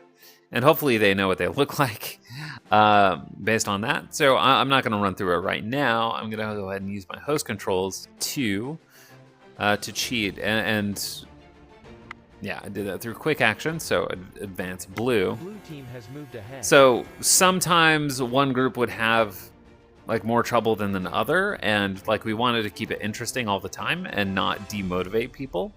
So we would go ahead and advance them, like all of a sudden just let them go first. So if if you came through here, I just did what we would call the bad strategy, was just walk through the middle.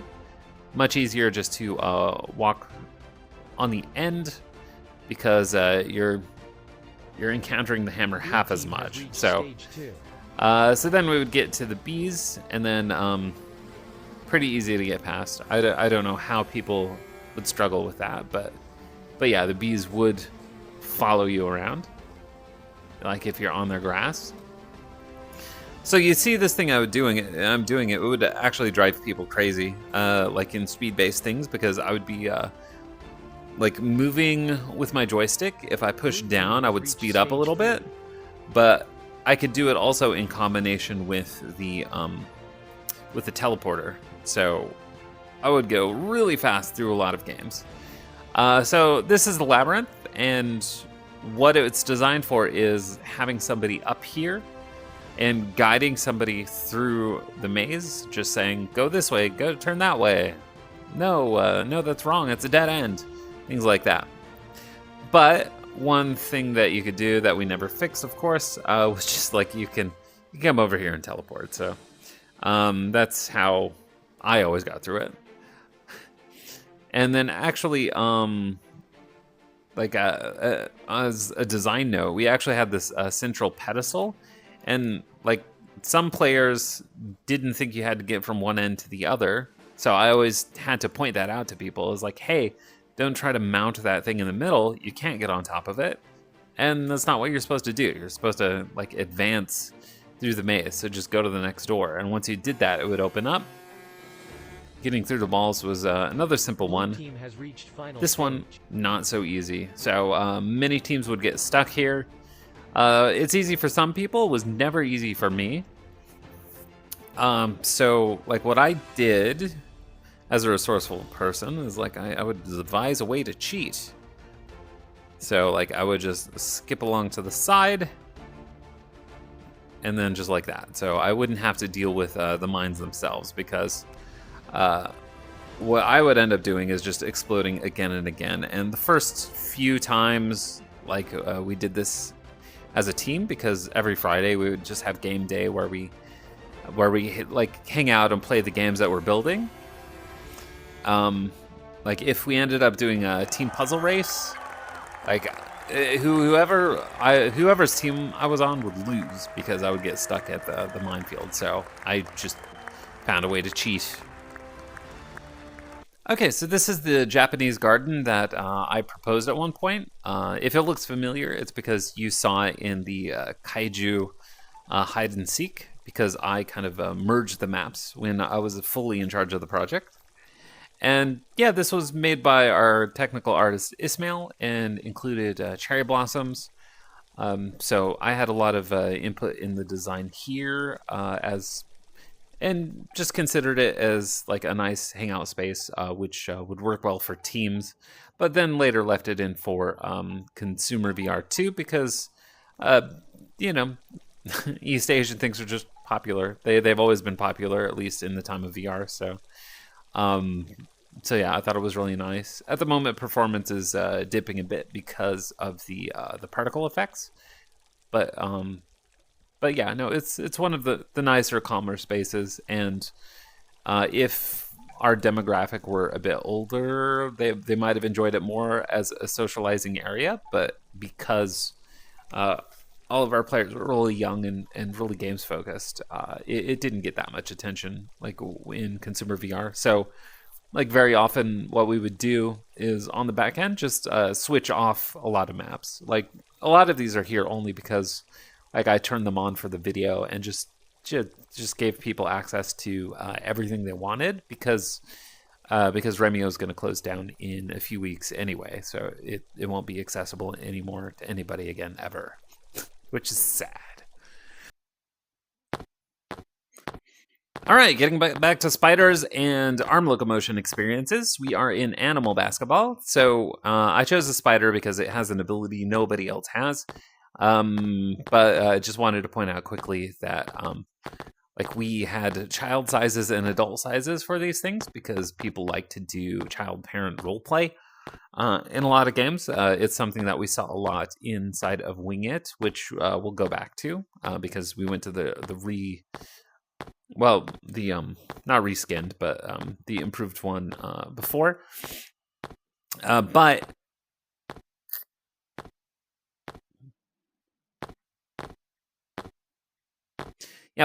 we decided on a basketball experience because one thing that was really popular during our time at Remio was a game called there was one called Blacktop Basketball, and oh my gosh, I'm blanking on the name, but basketball was popular. But here we are in Animal Basketball, and in Animal Basketball, this was actually at the urging of our CEO, because he recognized that basketball was really popular, at least for a time.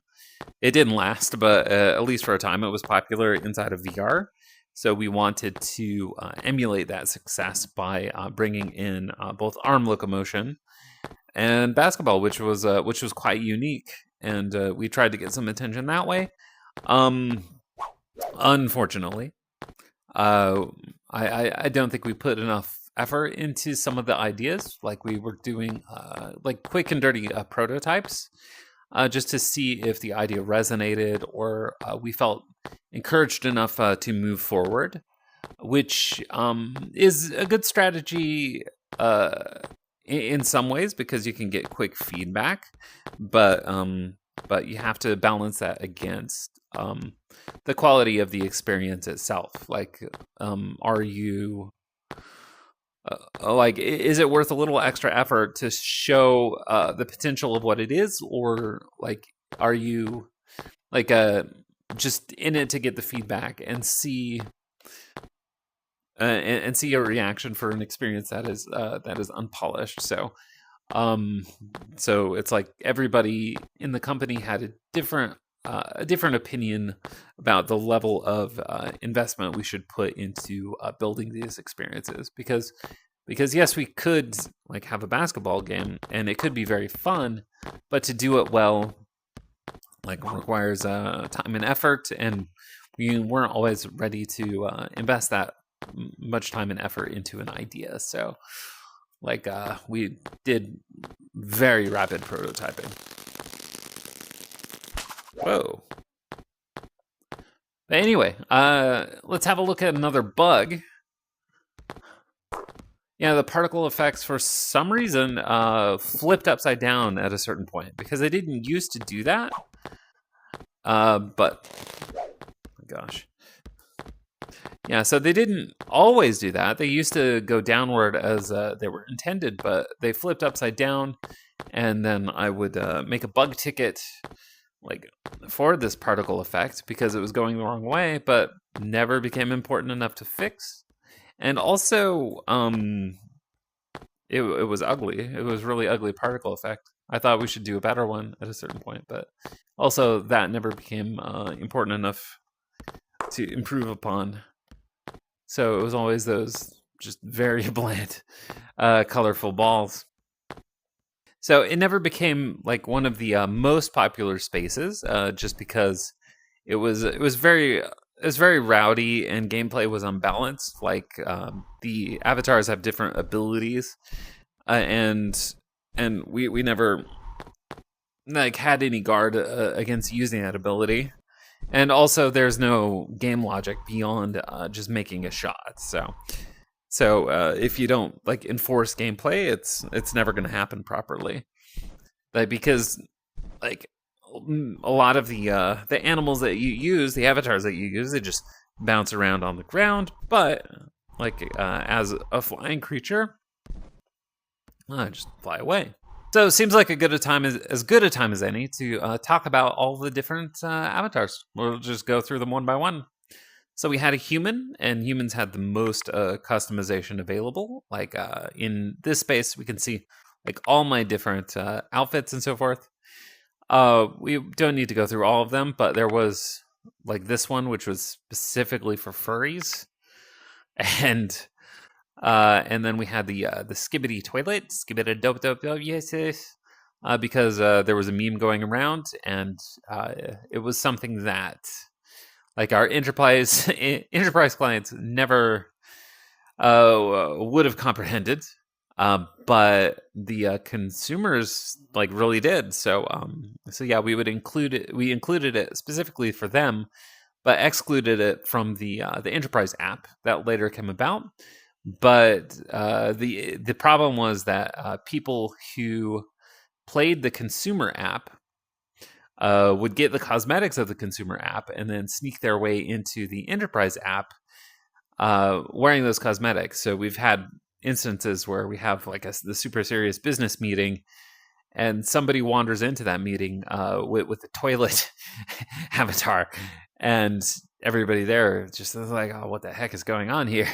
It's like we paid X number of dollars for this event, and suddenly our workers are dressed up as toilets. So it was just a point of friction between consumer and enterprise, and like we clearly saw at a point that consumer was really the focus, but in order to like maintain some revenue, um, like we kept that going. So here we have a clown outfit.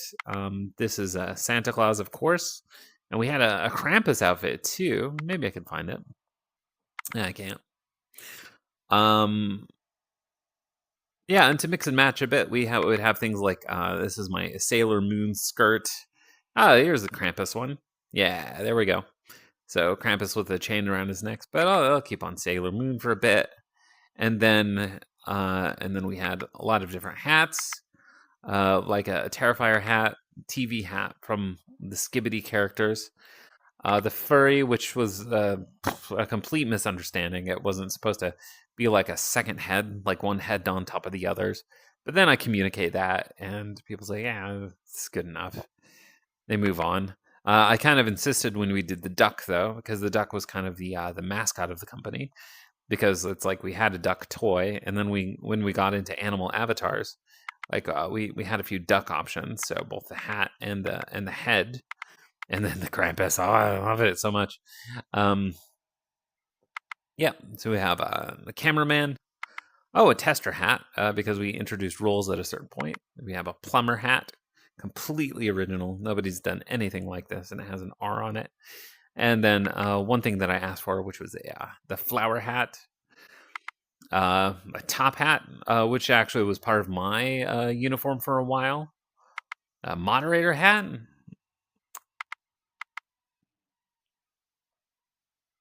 Squid hat. Crocodile hat. And this was something the CEO wanted because it's from Shrek. I forget the name of the guy, but the villain from Shrek, he was like, "Oh, we have to have that." And it was like, "Whatever you say, boss. Whatever you say." Narwhal hat, this was my idea. And also a whale hat, because we do love our whales in gaming. But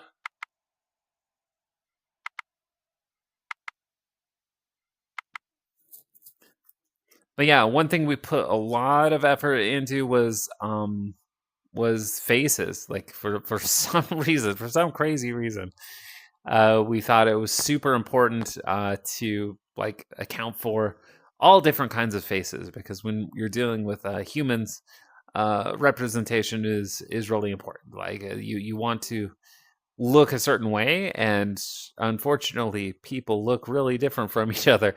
I mean, not unfortunately in a bad sense, it's a wonderful thing, but unfortunately in the sense of like having too many too many things to make, too many things to design. Hi. Hi. Hi there.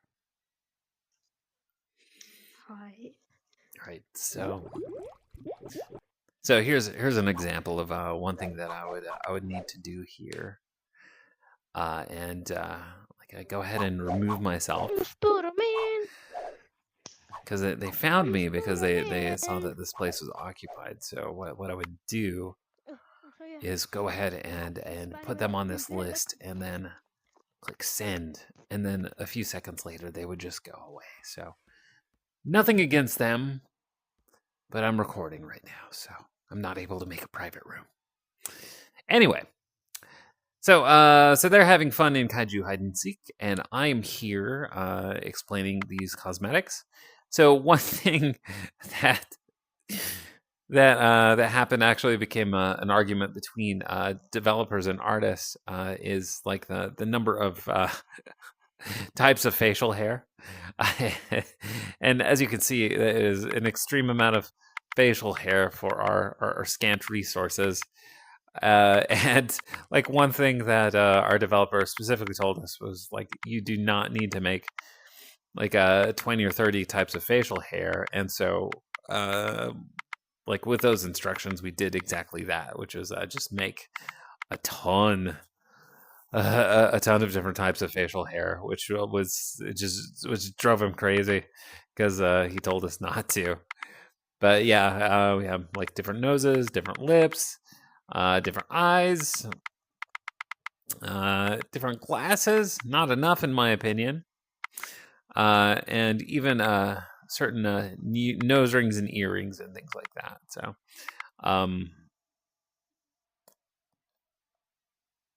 so yeah, as you can see, we have a lot of different fun faces, but in the end, it wasn't worth the effort that we put into it. But I mean, these are just things you learn as you go. Okay, but that's it for humans. So for the different creatures, so we had avatars like this, like where we would become an animal with arm-based locomotion, including lion and lizard. And these actually came from an asset pack. Here, does it work?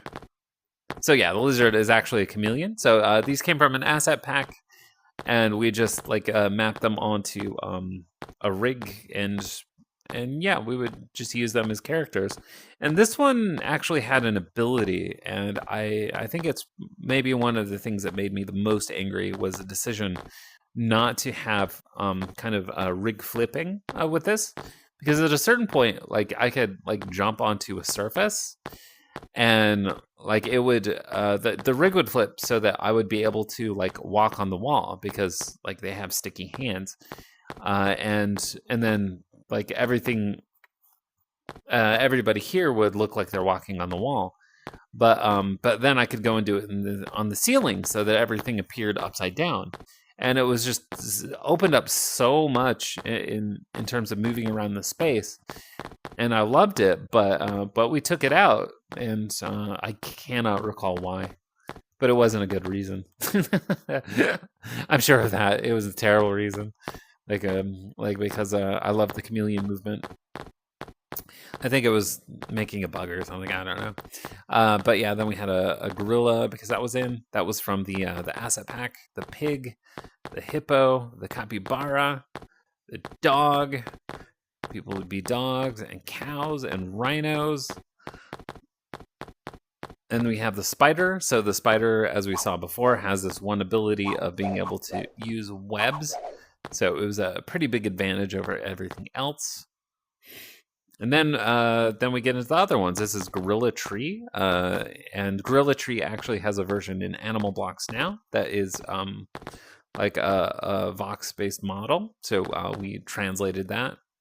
We had the potato, which looks like a peanut, but it's actually a potato. This was my idea. We offered some like promos for different things, like the rock golem, which I don't have. I've never learned how to get it. Pebble, which was my idea. There's also a pebble inside of Animal Blocks. But yeah, why not just have a rock running around? I have enough for that, so I'll go ahead and buy it. Yeah, we have a goldfish, and we call it Bubbles, and Bubbles is in Animal Blocks too. The shark, also in Animal Blocks. It's called Sharkilla. This frog is in Animal Blocks. We have a bunch of different skeletons inside of Animal Blocks. We have Sphinx. I'll go ahead and buy it. So the Sphinx, which was my design, and like I found the reference image for it. This kind of it's based on a Sphinx cat, but it's also animatronic. So yeah, I found the reference image and encouraged them to make this, and Sphinx is also in Animal Blocks. So the U-Bot, which was something for influencers, that's in Animal Blocks. Cave Dweller. I mean, we used, I guess, like just image files to make the faces at a certain point, but we remade it for Animal Blocks. A few rock golems, the lemur, which is one of the iconic Animal Block skins. Rusty. So Rusty is actually a moderator in Animal Blocks currently and has his own Rusty skin, like it's a custom skin that he has in Animal Blocks. The Red Panda is in Animal Blocks. The Panda is in Animal Blocks. Reptilian with nice long fingers, also in Animal Blocks. The Squid, which isn't here. I can't use it here, but it's in Animal Blocks. Here we have Cave Lady, and like according to one of the moderators we had here in Remio, was the ugliest, absolute ugliest avatar that we had in the game. So of course, because he said that, I would always wear it around him because as you see, she has a tiny head, but great big hands and arms. So like the fact that it was not proportionate, like really drove him crazy. So I of course trolled him and drove him crazy further. Okay, so this one is Goopy. Goopy is in Animal Blocks, and so is the Cave Lady, by the way. The Witch Skeleton is in Animal Blocks. Red, who might look familiar, is not in Animal Blocks, but we do have some players who made like a fan game, like a fan map of Among Us inside of Animal Blocks. So we have the Monster Mummy, which is there. Axolotl. This was my idea. I take full credit for it, and it's probably the crowning achievement of my life, was to tell them, them being the team in Animal Blocks, that we have to put an axolotl in because axolotl is really popular with young people. And they listened to me, they put the axolotl in, and it was popular here. But in Animal Blocks, it's actually the most popular avatar of all time. So it's number one, like best selling of all avatars. It doesn't look like this anymore because we changed everything for Animal Blocks, but it was one of the great decisions and sold many, many of them. Very many. So we have a ghost, we have an ogre. These didn't make it into Animal Blocks, but they are pretty fun.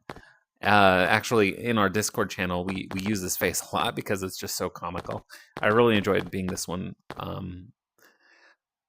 So Trashy was also my idea. So I said we should just have a trash can who's really cute, has great big eyes, and I would use this one a lot when I was playing Inside Remio.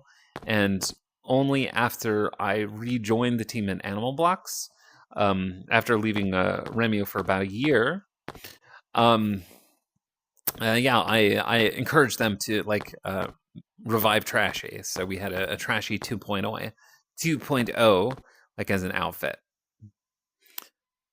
So we have a walrus, a zombie, like, and we have zombies in Animal Blocks also. Pumpkinhead didn't make it over. Devil Lemur did make it to Animal Blocks. It became a promo code at a certain point, so never got added to the store. Yeah.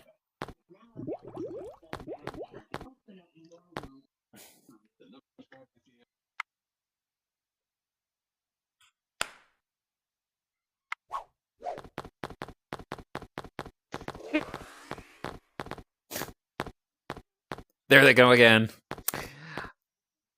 Okay, so we had Pandy, which is the evil panda. This was also my idea, and I was the one that came up with the name Pandy. Just like a scary-looking panda, just to try out different horror things. We had the Skibbity Cameraman. Skibbity Cameraman is also in Animal Blocks.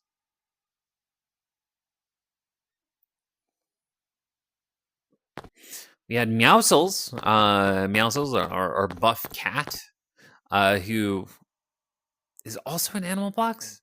I don't know, actually. I don't think we have a Meowsles. We have Catania. Another Catania has joined us. So Catania definitely is in Animal Blocks.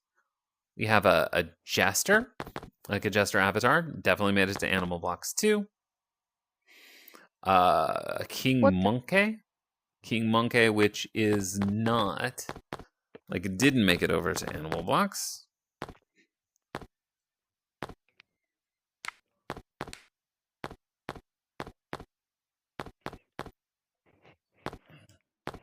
Hey, Give me that back. I'm your mom. Hey, bro. Hey, bro. I know your mom. Wait, what the? Yeah, I had to get rid of him because he said he knows my mom. He doesn't know my mom. Okay, so we had Polly. Yeah, Polly. Which was reptilian. Like so it was kind of a version of reptilian. But we wanted to make a horror version, and then the face, and we were brainstorming for names, and I came up with the name Polly because it sounded like Pandy. I think Pandy came first, and then we went with Polly.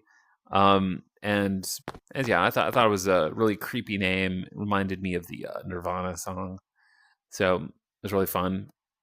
This was our CEO's idea, was to have the blue-eyed samurai, the blue-eyed samurai type avatar.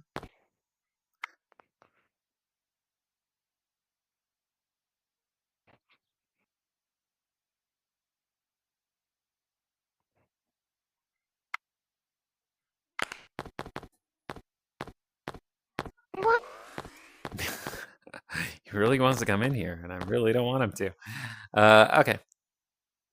And then and then we also had the horror doll. Actually, the horror doll was my idea.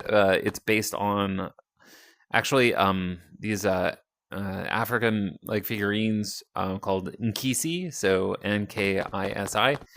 So in just thinking of different avatar ideas for probably it was around Halloween, I was just like, oh, like what about those weird dolls that I saw in a museum once, where they just put nails inside of doll heads to trap spirits in, and then I presented them with a concept image, and it was a horrifying thing, and actually it's probably the scariest thing that got into the game, but I was really proud of it. So I was really happy that they agreed.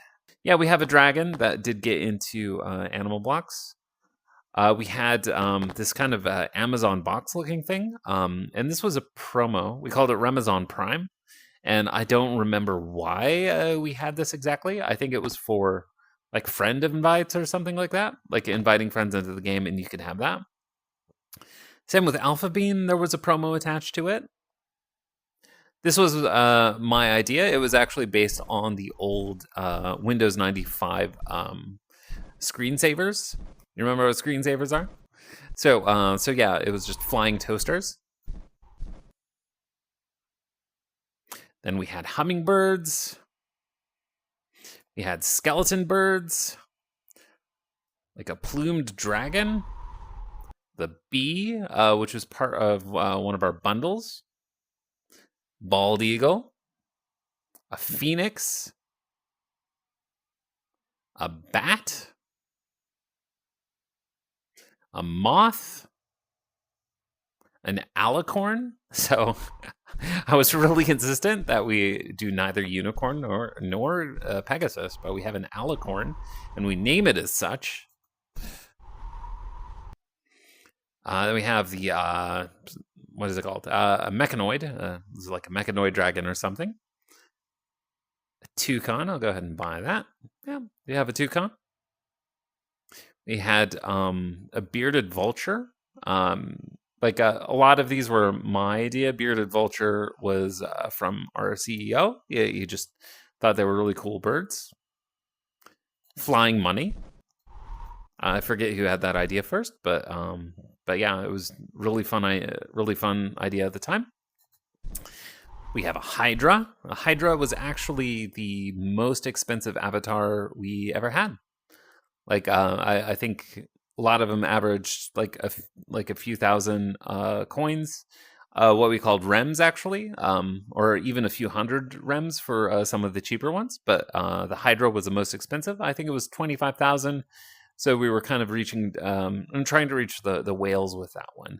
And it was unique because like we had this central head which moves around, and then the two to the side that just kind of move with the body but don't do anything else. So yeah, it was something special, and of course we had to make it the most expensive.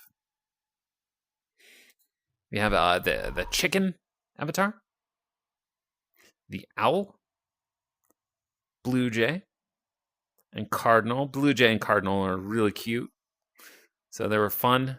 We have a dragon, which was one of the more pricey ones, but not nearly as much as the hydra. Pterodactyl. Yeah, actually, I forget what the reference was to this. Like, someone else would know, because this specific pterodactyl wasn't my idea, or at least the design wasn't my idea. Dodo was my idea, so we had a dodo bird. Pigeon. No, an albatross, sorry. Yeah, so this was a flying reindeer, as we see Rudolph the red-nosed reindeer. And I would actually trigger another one of our employees, Owen, who I worked with. Like, he just said, like, Owen and probably Alexander too, they just said it was just the stupidest looking thing ever.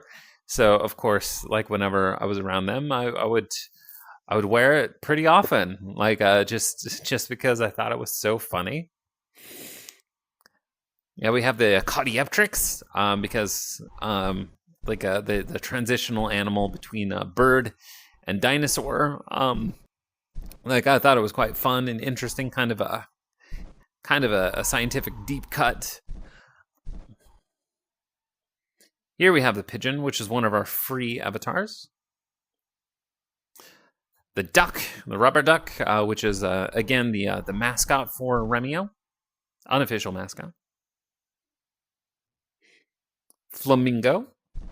And actually, the flamingo, it's fun because the flamingo was featured in one of our most, probably our most popular video to come out of REMIO, which got 300,000 views on it, was one that I made. And I guess they put an ad on it because they thought it was funny. But still, it got 300,000, which is probably still the most views I've ever had on anything. Flying penguin, which is a joke. A cooked turkey. I think I did this for Thanksgiving. Like, so I introduced it, I think at the same time as the turkey. So we had a normal turkey and then a cooked turkey.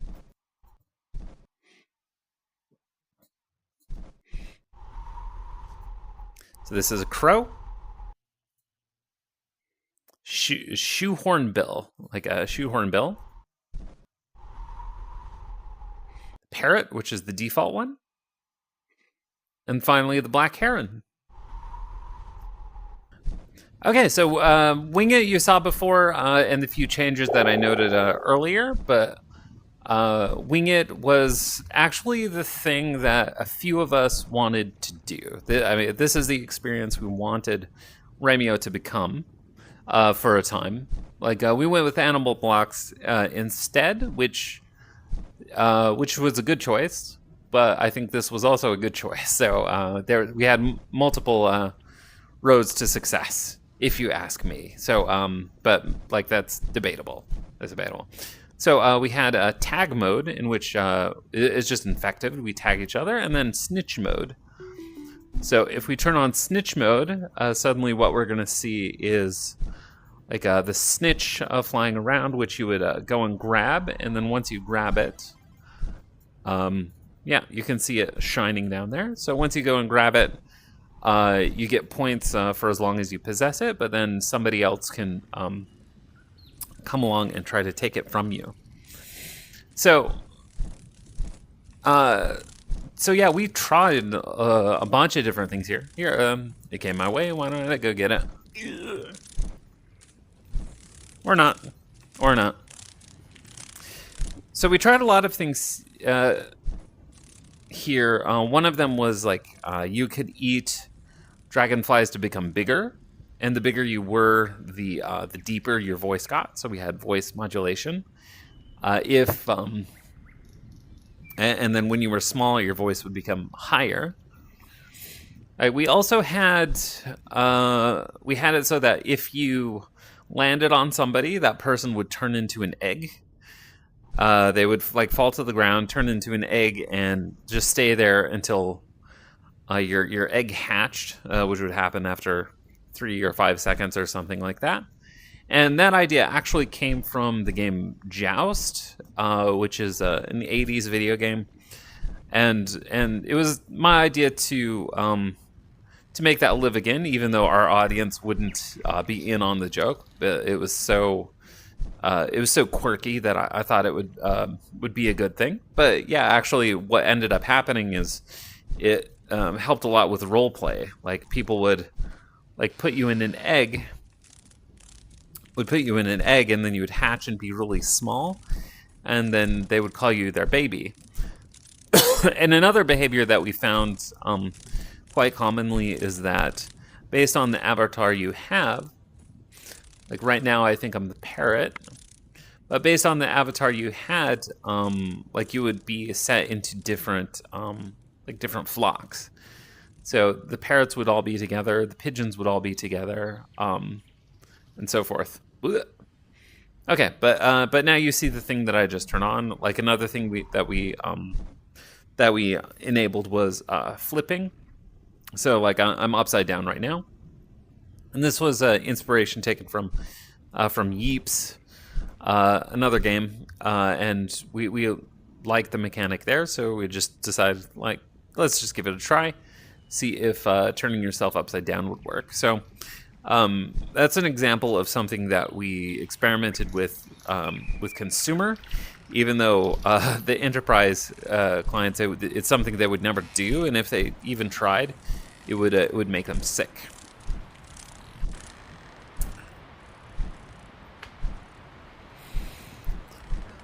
So one thing I fought for a lot inside of like all of our games, but including Wing It, was to make like modest improvements that you could do pretty quickly.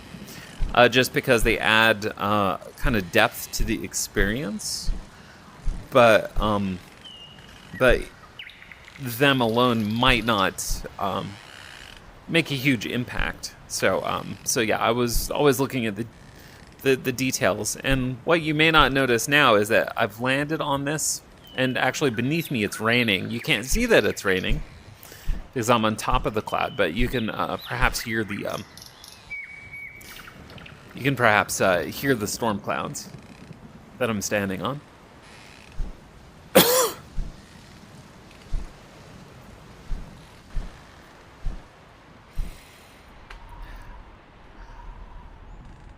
Then yeah, at this point you can go over or under. We're going ahead and going under, because down here is the home of the Kraken. So the Kraken pops up every 30 seconds, has a look around, and it's I think this was my idea, just to like have a monster that appeared periodically, so people would come in here just for a sighting. And then like because the Kraken was here, I encouraged us to bring the Kraken also into the tower defense game that we saw before, and it's exactly the same monster. The behaviors are a little different, but yeah, I just wanted the Kraken just to kind of be the boss of the game, or like have some continuity between the games with Kraken appearances. All right, so then you could go up here and yeah, this Wing It was my level design. Like every part of it is something that I had requested, and they gave me a lot of leeway to do this. And one of them was just to say heaven. So yeah, flight and like and like what do you find when you fly up real high? And it was like heaven, of course. And as you would have heard, the pearly gates, they trigger whenever you go through them. So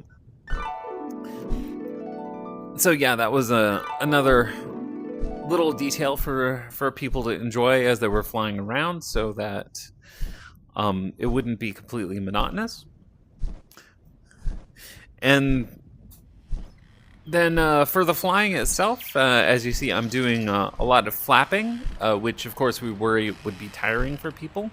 But yeah, we could just outstretch our arms and just glide as well. So if you tilt to the side, you're able to turn and then continue gliding. I don't think you actually need to flap at all unless you want to pick up speed or radically change directions, like as you're flying. So Wing It actually came from experiments in other types of levels, which began as just like basic geometric shapes, and yeah, we decided against continuing with that. Actually, the original Bean avatar that we saw over in Animal Basketball here. I don't think I have it here. Yeah, it's not here, but the Bean avatar. Oh, Alpha Bean. Yeah, no, it's here. So yeah, the Alpha Bean. It was actually like the first thing that we flew with, like in the prototype. So it wasn't me, but I think the original creator of these experiences like wanted the Alpha Bean in because it was so much fun to play with at the time. They were nostalgic for it. So, you know what? It looks much better here than in Animal Basketball. Like all these different avatars. So, anyway. Just to run through them again. Ooh, Cadioptrix.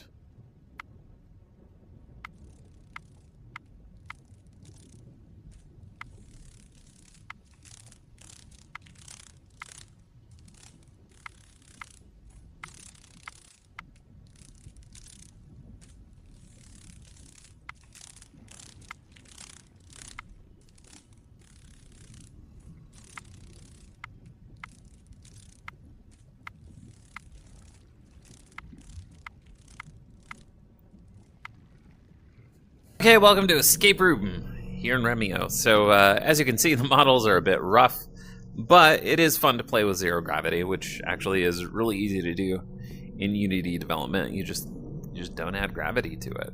It's really quite simple. But yeah, this was an experience that we had for both the. Here, I'm showing a little thing here, like where you can like see the end place. Like the finish line, like if you accomplish the escape. But yeah, it was intended for teams because like that's a normal escape room. I mean that's a normal team building activity. It was to come to escape rooms rather in real life or just in a VR game. But Cryogenic pods unlocked.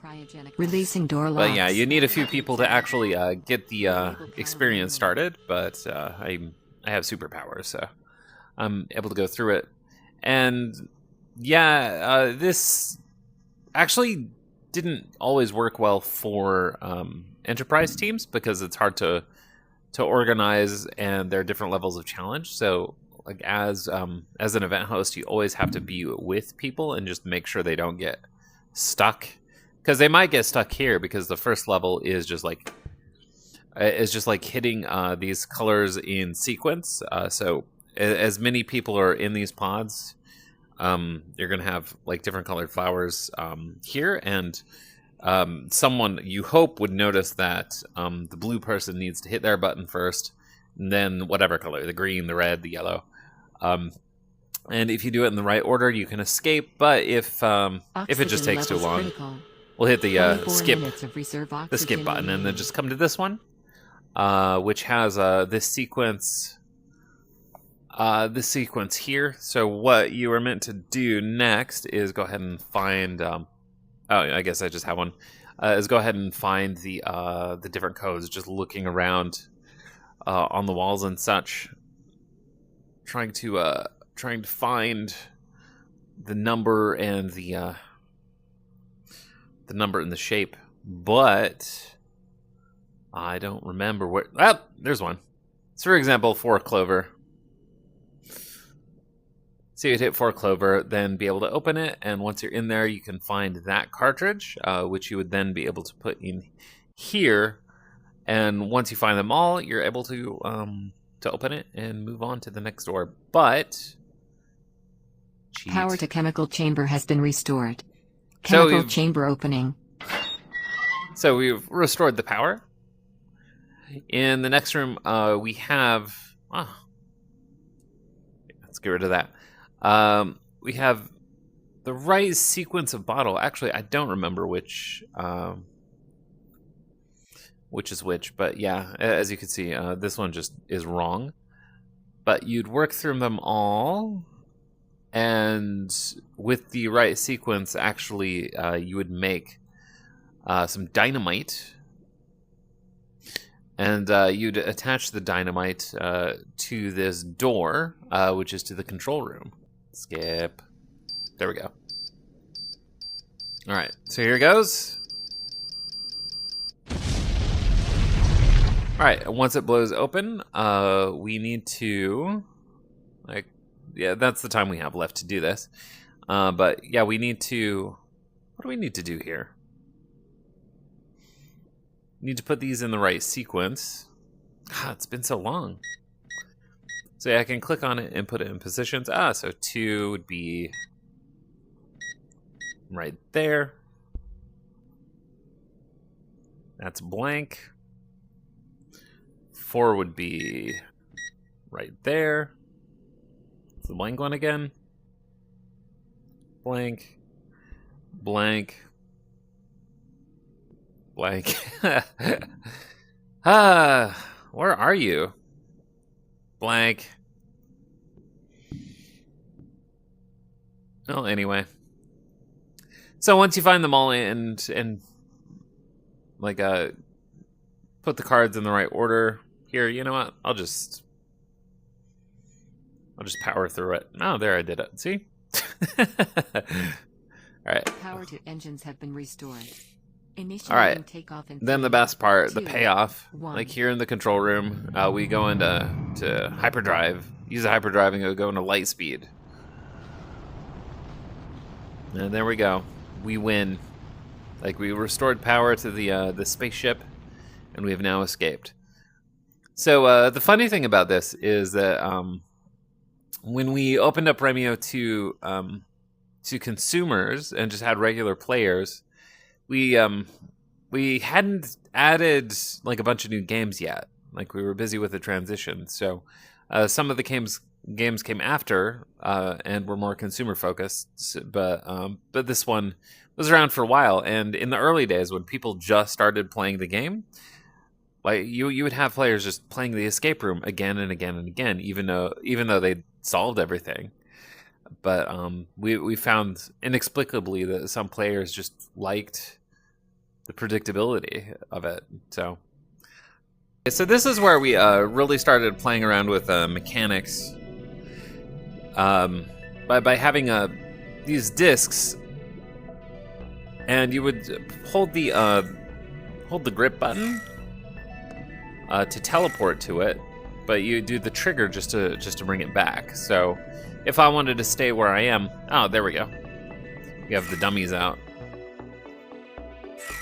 So if I want to throw it and I hit, but let's say I missed on purpose, and I could just call it right back and then try again. So I'm gonna Game starts in put myself over there. 1. And yeah, the more you move, the harder you are to hit. But of course, the more you move, the harder it is to hit other people too. Okay, so this level was my design. I called this one the vent. And yeah, I wanted a space where you could go around it, through it, and you could go in any direction. Yeah, and as you see, if you angle it correctly, it will bounce and get you in the place you want to go. And yeah, actually, this is somewhat inspired by Echo Arena. A few of us were fans of that, and also the Gorilla Tag creator is a big fan of it. It was very influential to what he did over at Gorilla Tag, so Lemming.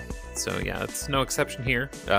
We really liked the aesthetic, and we don't have like goals in here, but we did like tagging people. So you tag people, they are sent to the spawn area, and then Like they're protected in there, but once they come out again, they can tag again. But if you're if you're dumb enough to go close to there as an active player, you might get hit by a disc because like people can just stay in there and ping you with a disc and get more points that way. But this is one that I made. It was mostly me and the CEO Yos who made levels here. So yeah, so that became the default. It ended up being, I think, the most popular one, which is why we had it as the default. This one might be mine too. I think this one might be mine. Just kind of, as you see, flat surfaces, angled surfaces, and some triangles. But the goal was to get as much bounce as possible, like off of these. I can't remember if this was me or Yos. Might have been me. But this was the default one. I think Derek, who later became CEO over at Animal Blocks, he was the one to make this one. I'm pretty sure. So yeah, just a circular dome with upper and lower levels. And I do apologize again if I'm forgetting who did what. I remember what I did, which is why I mention it most often, but I'm a little unclear about what other people did sometimes. Like I think this might have been Yos. Like colorful pillars. It might have been me again though.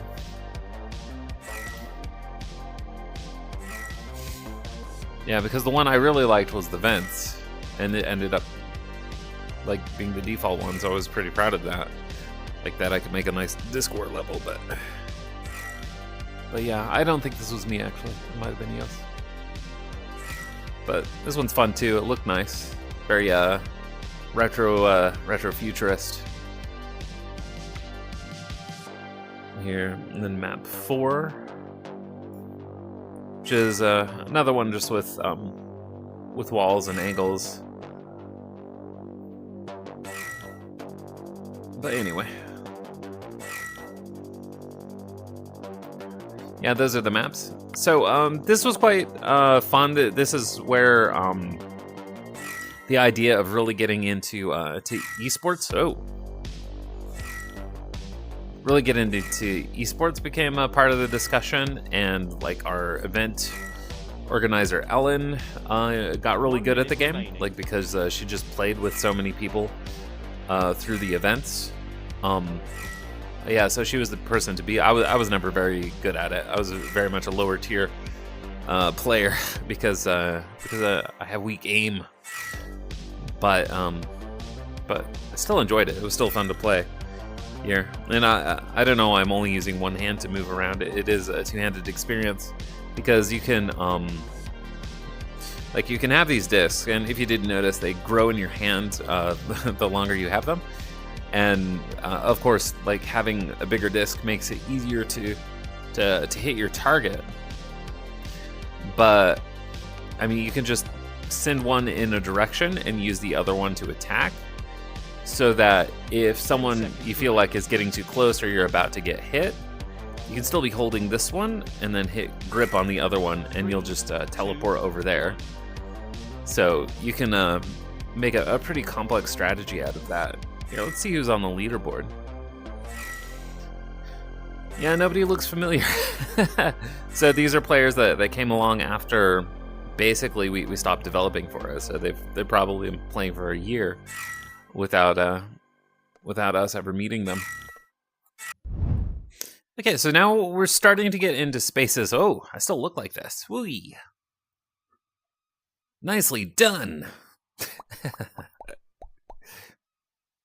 Okay, so now we're starting to get into spaces that had a more direct influence into what happened over at Animal Blocks. The first one's Rem City, which is very much inspired by Blockhaven-like experiences, because we wanted to introduce roleplay. Oh, what happened to these?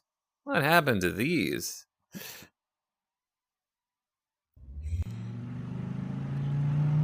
You know what? Even though Animal City was more popular, at least the cars actually work here in Rem City. Seems like something I should have noticed when I was actually working on Remio.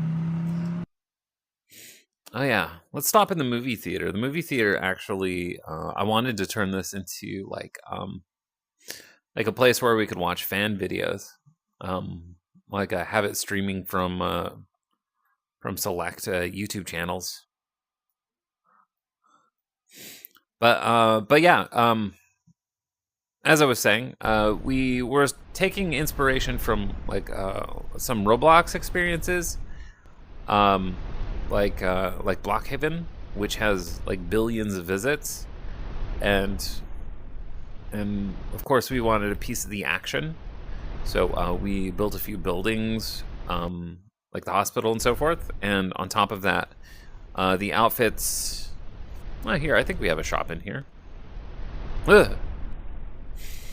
Oh, speaking of, like to go off on a tangent, we have the influencer armadillo, which is actually something that I gifted to people who had YouTube channels. I think that was the intention, but then we weren't getting enough of those, so it just turned into like a limited edition pet that you could only get by meeting me personally.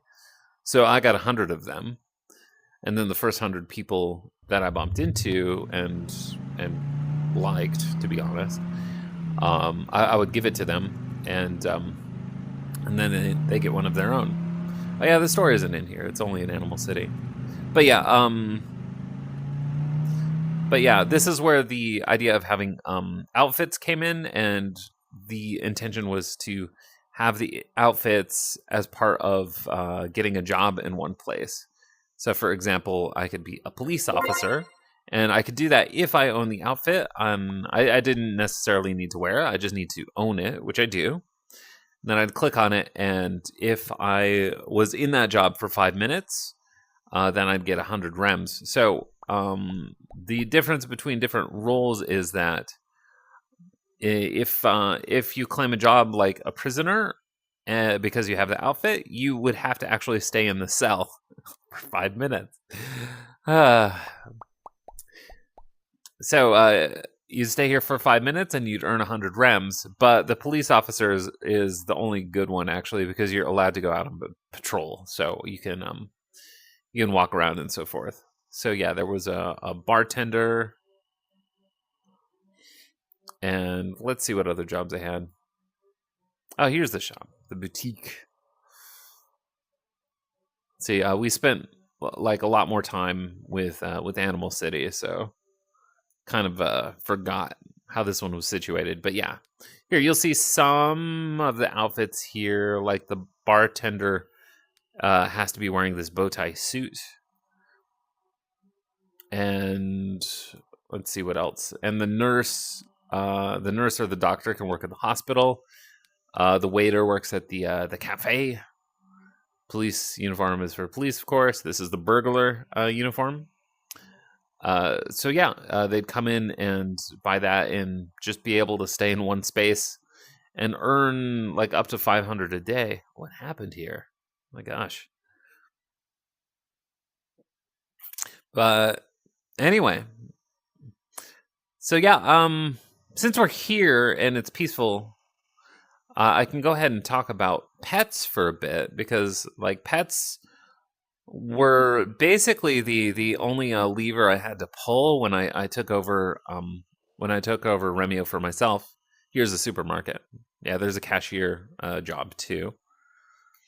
Actually, we went really overboard with interactables here, and I can see that there's still a lot in Rem City. We scaled it down significantly in Animal City because it was just very, very heavy. It made a lot of lag. But anyway, so as I was saying, pets were the only lever I had to pull when I took over Remio completely for a few months. So I was doing some price optimization and trying to promote them and just get people to collect them. I mean, not because it's the idea I believed in the most, because it's something that even really popular, like A-list, top of the top platforms do. in order to drum up a little more business. But it's just what was available when I came back. So yeah, the pet pack is accessible through the watch, so you can go ahead and Batastic. I'm gonna miss you, Batastic. Oh, I got sad. All my pets are going. But anyway, I can look through them real quick. As you see, the eggs are lined up here. But you'd have ultra rares, legendary at some point. I'll try to find one. But yeah, why do I have so many ultra rares? Legendary would be like a dragon. And then we would have common and uncommon also. So like an otter is common, meerkat is uncommon.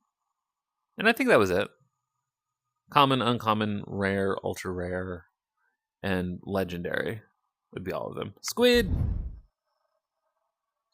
Yeah, so as you can see, these are all from the same pet pack, which is really fun as a developer because you can go ahead and buy 150 animals in a pack and then just sell them individually for a lot more inside the game. So it's pretty sweet deal. And this pet pack is pretty popular in gaming because I've seen it in other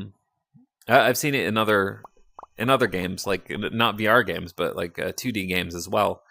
It just pops up and you recognize it immediately. Like I think one of the games it's in is like called What the Crow. So where are you, my crow?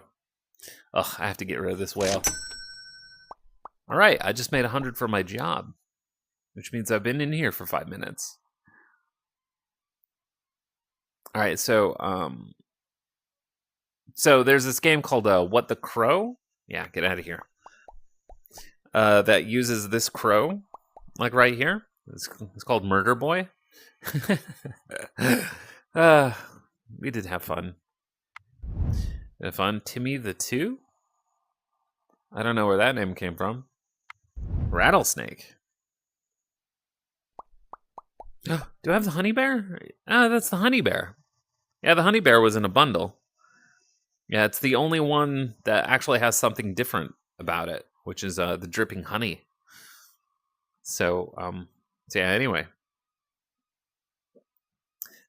So yeah, they turn up in other games. You see it all the time just because it's such a good pet pack and solid design and cute and bouncy and yeah, it's really a lot of times easier just to add a ready-made asset if you're a little team with a little budget.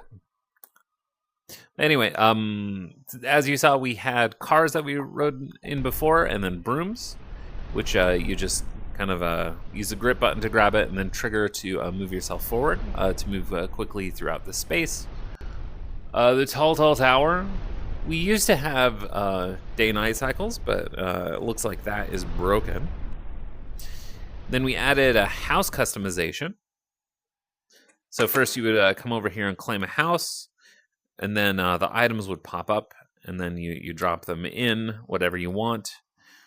And yeah, people, like, it's not working properly here. Probably it works better in Animal City. But people would constantly find ways to get their furniture like outside the house, like make these huge walls. I don't know how they did it. It's something we never quite. No, we figured out a couple of ways that people were like bringing this tablet like out onto the street, and then they would just fill this place with furniture so that you basically can't play. Actually, one thing that they did in the early days was at the spawn point, they made kind of like a furniture house so nobody could escape the spawn point. You were just stuck there. And then we figured it out, and then they found another way. Then we solved that, and then they figured another way. I think at the end they were able to like get stuff out onto the street, like around the house, but that's kind of limited in terms of like how much damage they can do. So we were just like, okay, let them have at least a little bit of fun. like putting a bunch of toilets out in the street. Um, but yeah, here, let's see, any other stories? Yeah, so this one has the canyon too, that goes to the mines, and oh, the ship, yeah. Yeah, so we have stalls out here where you can buy a few more items, like things that don't fit into the store. I wanted to expand like an area in which you could purchase something, and there was actually a job out here too, which was like a captain, a ship's captain, or sailor, it says on there, but yeah, whatever. But yeah, no, this was little boat area out at sea. Key, like a key spot for parties. And then, of course, the restaurant where you could work also. Okay, so if I'm remembering my history, this is kind of a starting point for what Animal Blocks was, because we had this kind of reimagination of the paintball map into red and blue teams, and like it'd be the same type of gameplay. Like I'll go ahead and pop in there. Yeah, so it'd be the same specific game logic, but the mechanic to accomplish that was different, because like we would have blocks that you build like just in space, and like as you see, you have to like build your way across. That's harder than it looks, by the way. So I'd run over here, grab the flag, and then find my way back. And like that's kind of where everything started with Animal Blocks, was with Block It. Like even though we don't have a game that's anything like this inside Block It, but like Derek, like who became CEO of Block It, like he was the one who was really championing this experience of using the blocks both to get across the gaps, but also like kind of fortify. There you go. Kind of fortify your flag, so that in order to actually steal it, people would have to get through these. So yeah, it opened up like some more interesting interactions and strategies as far as like stealing each other's flags. So anyway, this ended up being really fun. Actually, it was quite popular, if I remember, like when it came out. So we were pretty excited to run with it, and then we made another map. So I'll go there now. So yeah, if this should look familiar if you saw the paintball western map. This is the Block It western map. So Game starts in same general design. 3, like in 2, order to succeed 1. at this game, you have to Go. like be able to place blocks and land on them, or at least have somebody build a bridge. But if you build it, it gets destroyed. But then if you fail at that, then you just fall down there, and it's not all that easy to get out. I mean, if you couldn't get yourself across, you're gonna have a hard time getting yourself out of there too. And a lot of times you're just kind of begging the other team to kill you, but they might not do it just because they know you're stuck. They know you're stuck, so you're not a threat anymore. But actually, yeah, even though I was not good at like paintball or most games, I was pretty good at Block It, Hop It, because I can do this. Whoops. Yeah. And like I said, harder than it looks. Okay, so the Block It experiences that that Derek was working on, like they kind of led to here. This is Animal Craft. And this is going to be more familiar to people who like play Animal Blocks, first of all, but they also know of experiences like Minecraft, where you have these open worlds that you can where you can like destroy blocks and then build on them. Oh man, it's crazy to play this again right now. I haven't been here in forever. and I was like, all the memories are flooding back. But yeah, in the in the conversations with Derek, like I had advocated for just having a creative experiences. Just like have people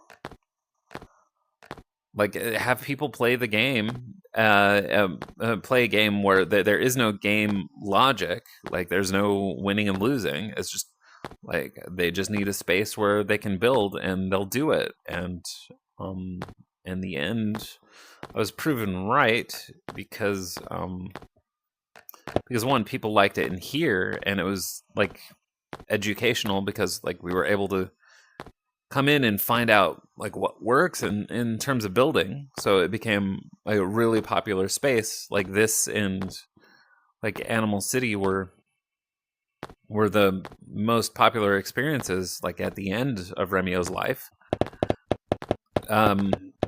Yeah, so you'd break these and you expect a diamond. It's diamond, diamond, diamond, diamond, diamond. Apples, because of course mining for apples, it makes total sense.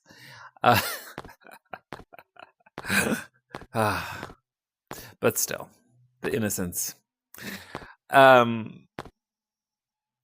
yeah, anyway, it did really well. People responded well, and they wanted more and better ways to build. So you saw very briefly at the lobby, like that we had people like save and publish rooms at this point because it's just what they wanted. They would put a lot of work in, and it'd be something big. So like I just randomly clicked on Squid Game, and what we get is gonna be a surprise. A Squid Game. Anyway, so it still works. I'm a little surprised actually, but it still works.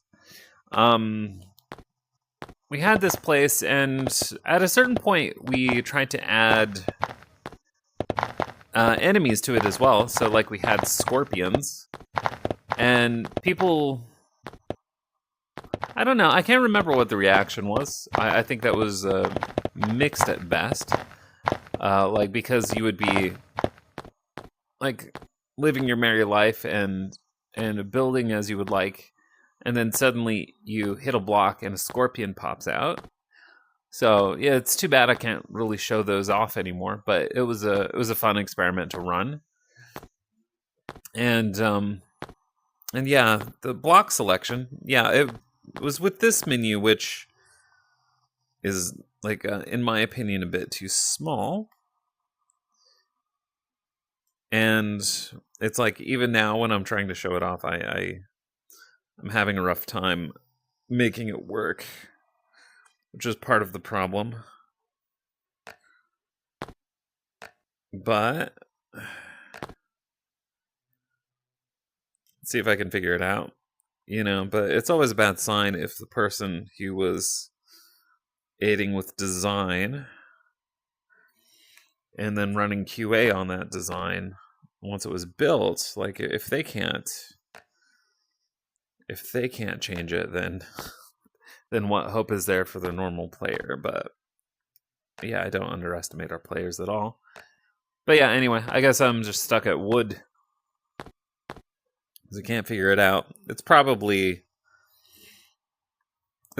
something in the player that was taken out and just makes it not work anymore. But anyway, yeah, so this is kind of the origins of Animal Blocks, which had a few different versions inside of Remio. Like we had some with and without PvP. We tried with enemies. We tried a few game modes while it was still in the app, and then then eventually it branched off in the way that the Spiderfall did, and then Wing It did, and became a standalone app called first I think was Stone Age. Then we abandoned that and called it Beastcraft, and then even we rebranded that just to be Animal Blocks because we find that like the the more directly we can appeal to things that people like without being clever with the names at all, the better off we are. So there are a lot of like young people and the demographic at large. They just like animals, and so you just put animal in the title. Of course, we're not the only people to have done that. Such as with Animal Company, which is one of the biggest social VR games. And then it just became Animal Blocks, and that worked better. And as you see, stylistically, this is a lot different from Animal Company. The blocks themselves are bigger, and like they have a great big texture that isn't really voxel-like. In a way, it looks like an image, which it is. So when we get to Animal Blocks, like a lot of the things we had here, I should make a point of that. Yeah, a lot of the avatars we made here, they ended up being converted into Animal Blocks, a more consistent Animal Block style. Because in the early days of Animal Blocks, we didn't have that consistent style. It was kind of mixed. So you would have seen this when I showed off like some of the avatars, but yeah, not the flying ones, but ones like the axolotl, they got turned into something with more pixels. Actually, you know what? I'm just gonna go through these so you can see what they look like, because the part in Animal Basketball when I did that was all blue. So if you saw that, you can just skip ahead in the video. So here's the toaster again. Hummingbird. Skeleton. Plumed dragon. Bee. Bald eagle. Phoenix. Bat.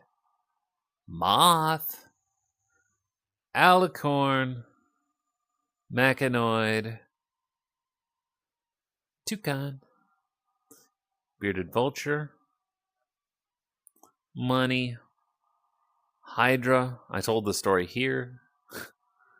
Chicken. Owl. Blue jay. And sensitive menus. Cardinal. Dragon. Yeah, dragon was our first expensive one. Pterodactyl. Dodo. Albatross. Reindeer. Talked about that. Claudiopteryx. Pigeon. Rubber duck. The mascot of REMIO. Flamingo. Penguin. Roast turkey.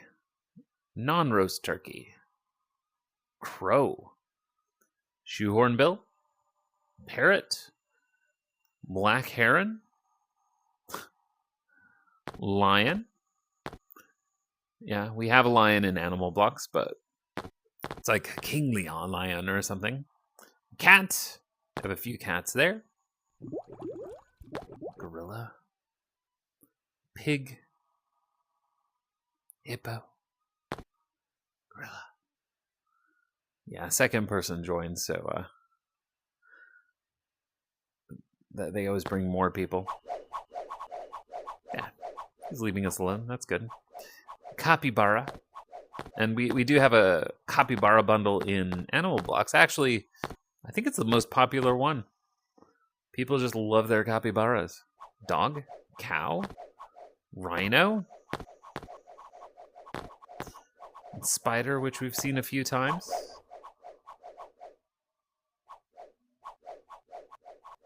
Yep. Chameleon. Oh, short. We have Gorilla Tree, which was made in Animal Blocks. Potato. Pebble. Bubbles. Sharkilla. Frog. Sphinx. Cave Dweller. Lemur. Looks so ridiculous to me now. So, Red Panda, which is one of the top 3 avatars in Animal Blocks. But yeah, we made an Animal Blocks version. Panda. Reptilian. Cave Lady. Goopy, who is in Animal Blocks. Red, who is not in Animal Blocks. Yeah, Mummy. Slottle. Have the Orc. You can see him in a better light this time. Devil Lemur, that became a promo code inside of Animal Blocks.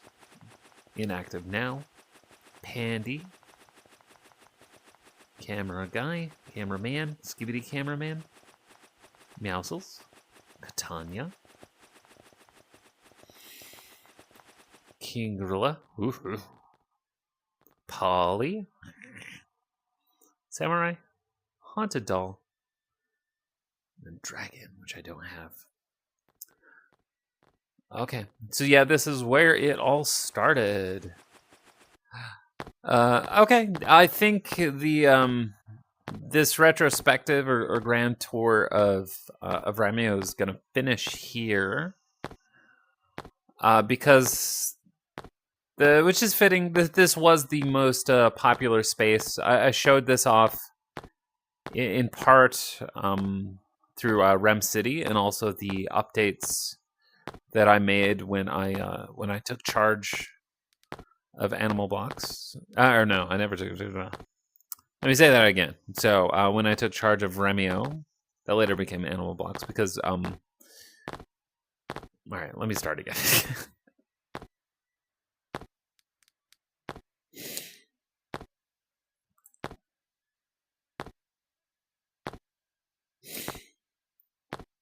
Boo!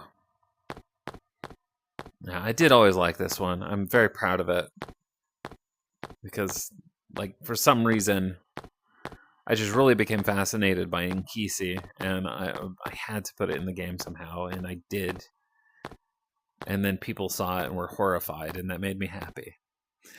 So anyway, here we are in Animal City, and I'm going to end it here in this space. We'll take one last tour around, but this is going to be the last stop in our retrospective, our trip down memory lane.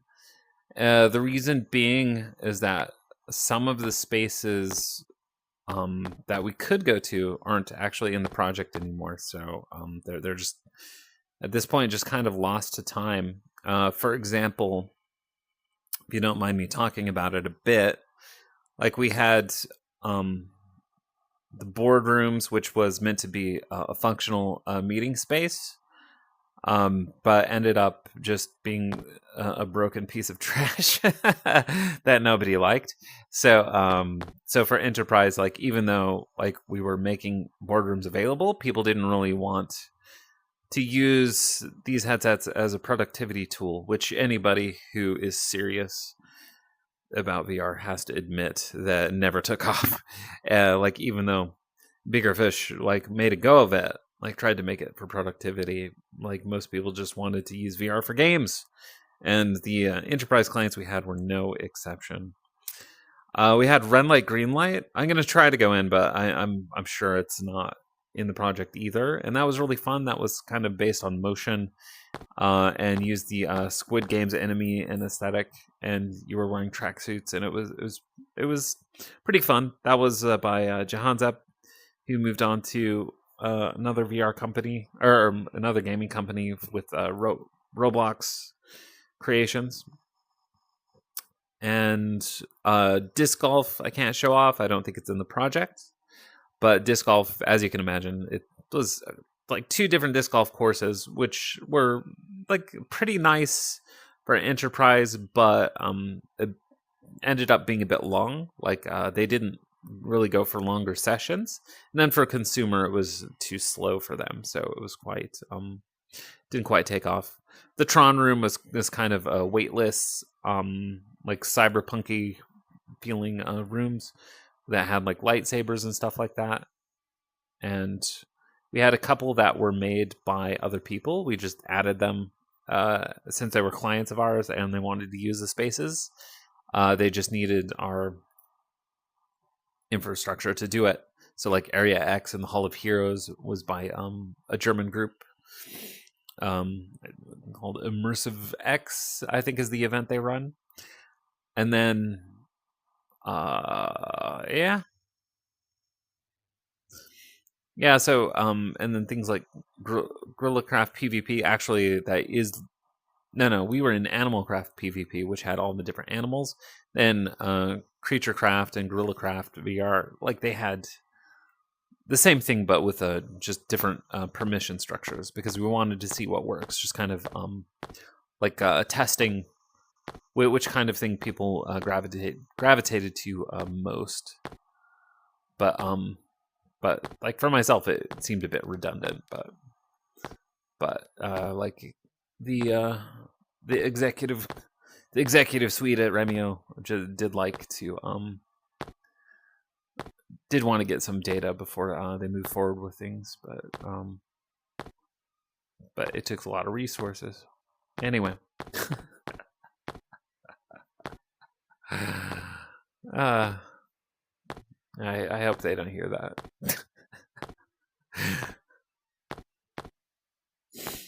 Anyway, yeah, and then we have the game tower, where you can like access other spaces. Actually, at one point, I intended for this to be the lobby of Remio, but there were a few things technically that I was not able to figure out when I took control of it. So we didn't end up doing it. And actually, this place was meant to be an apocalyptic scene. Like, even though it doesn't appear that way, like the concept was to have a great big central tree, like the tree in Pandora from Avatar, and a place where all of this overgrown stuff just kind of takes over a city, and it's in ruins, and humans are gone, and then animals have taken over. Was the idea. So it doesn't immediately look apocalyptic, but I mean, but if I explain it to you, then like different locales in like Last of Us, the TV series, like come to mind, and you're just like, oh yeah, it is kind of like that, I guess. And yeah, the same house customizations here. As you can see, the brooms here are a bit more broken than in Rem City, and like it's beyond me why that should be, but so be it. Yeah, as you can see, things we didn't need, like the cruise ship, are gone here, just because of the complexity, just because the weight of the scene made it really hard. And actually, if a bunch of people popped into the scene, oh look at that gap. Where is our technical artist? Yeah, if a few people pop into the scene, all of a sudden, randomly bottles will start exploding in here. like just because the load itself is too great. So as you can see on these clearly espresso bottles, like we had to rebrand all this stuff, like lemon macchiato, sure, just green bottle. But yeah, we rebranded this stuff just because like we didn't age gate the experience, so it's just anybody could come in. So like Metaverse Turkish coffee, like we had some Turkish people in our team, so it's probably a little joke on their part. Literally cortado, and Liz's special cappuccino. But oh, does this work? Nah, it doesn't work. Anyway, as you can see, we lifted things from Bar VR, which became Cafe VR. It just brought the games in, like as something to do, and not to let our previous work go to waste. And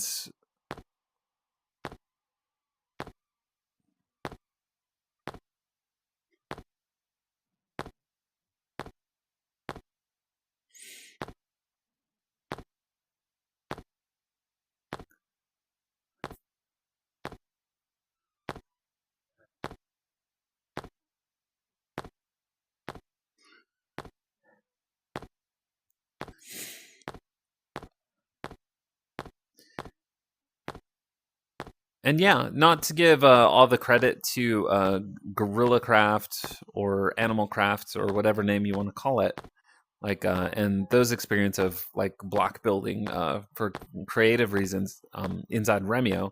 Not to say that was the only inspiration for animal blocks, which is what a few team members, including myself, moved on to.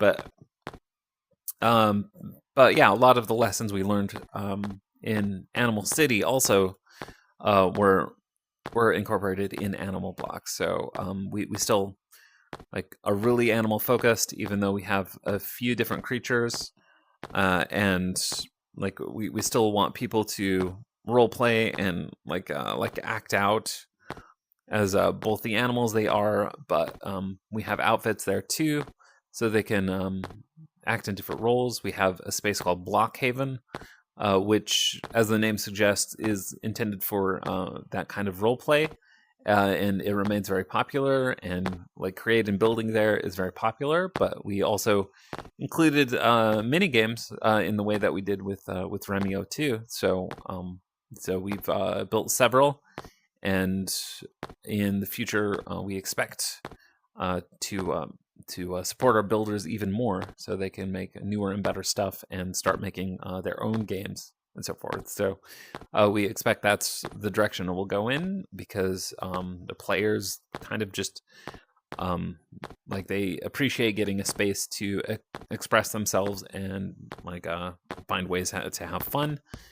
And that also has a staying power, because you're never going to match the amount of content that like thousands and tens of thousands of players can produce, because like even though like we may have been in the gaming industry for years, it doesn't mean we always have the best idea of what people want right now. So so a lot of great ideas have come from the community, and we've taken many of their suggestions to heart inside of Animal Blocks. But a lot of Animal Blocks came from Remio, and actually the best parts of what we did at Remio became later apps. So this is kind of just the rough version of what Animal Blocks became. And like even though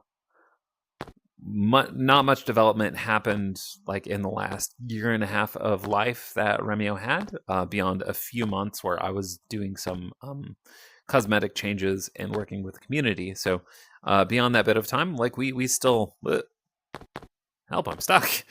Like we still had regular players. Like we still had people who were like daily active users, like coming in to play with their friends and just goof off. So here.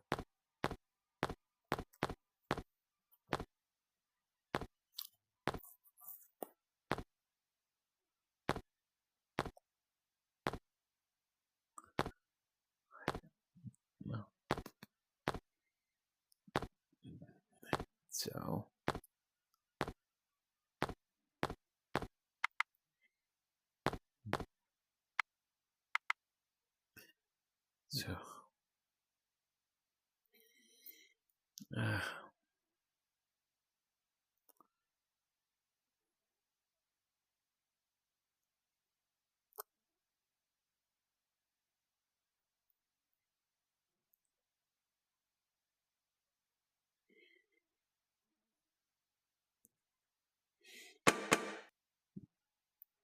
okay. Yeah, I don't know if these recording booths work anymore, but I'm actually gonna like end the whole thing here.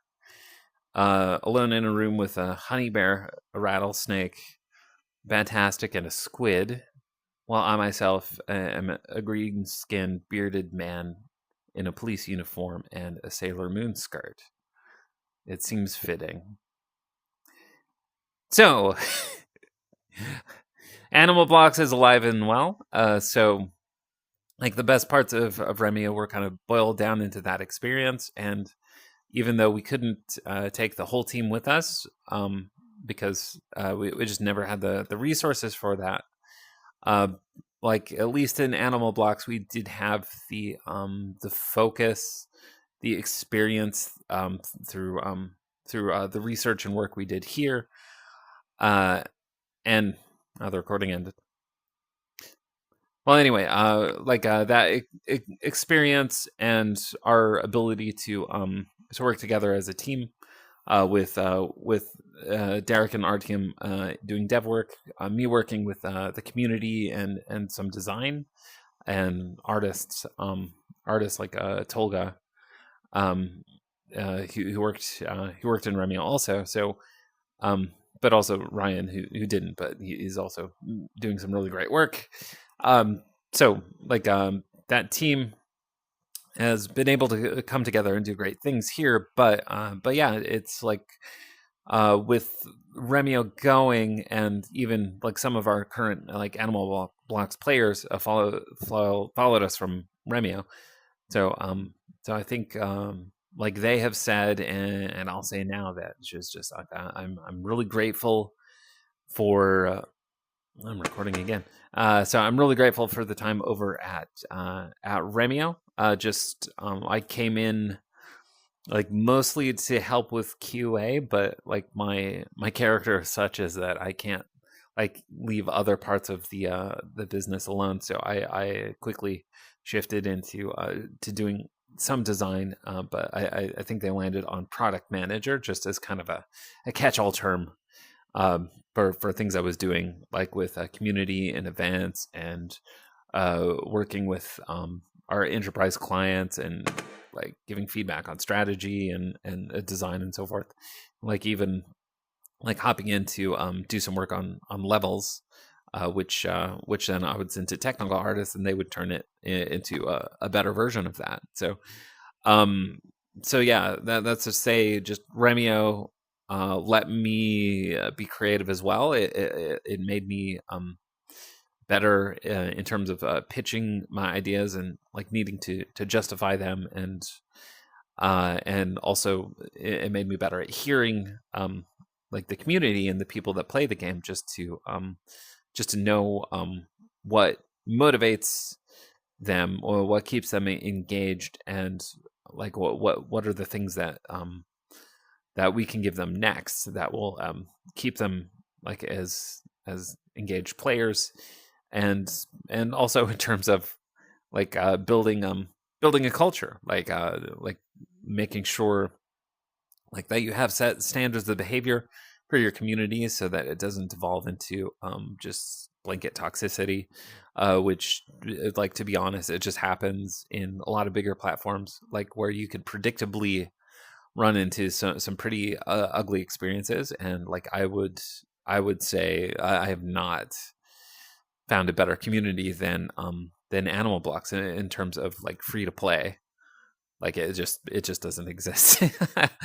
I'll go out on a limb and I'll just say that's the thing we can be most proud of, is the people that have gravitated towards us just being really high quality. And if you come into the game like as a toxic person who just wants to spoil everybody's fun, you're not gonna find a lot of support for what you're doing, because it's like you'll immediately have a whole room of players just jumping on you and just saying you can't do that. So it's like you're never gonna stop people's bad behavior and the language they use, but what you can try to manage at least is just like how the community responds. And like it's just outright rejection a lot of the time, and like we put a lot of work into that, and it just means the community's great. And once you have like a happy, healthy community, then you could get just better results, like up and down, like in terms of like feedback, ideas for the future, and things that need to be improved right now, like inside the game. So yeah, I'm really grateful for the time spent working with developers here. I'm grateful for the opportunity to do it, from the CEO Yos, and CTO at the time, Derek, who like moved on to be CEO over at Animal Blocks, and the CTO there, Artyom, who is like the consummate pro, and great to work with, and like really open to ideas, and want to see you give your best ones. So so yeah, the story isn't over, but Remio as a platform is. So I hope you enjoyed this last look at Remio, and I'll see you all in Animal Blocks. Join the server, DM me there, say you liked the video, and then subscribe, and and have a good day.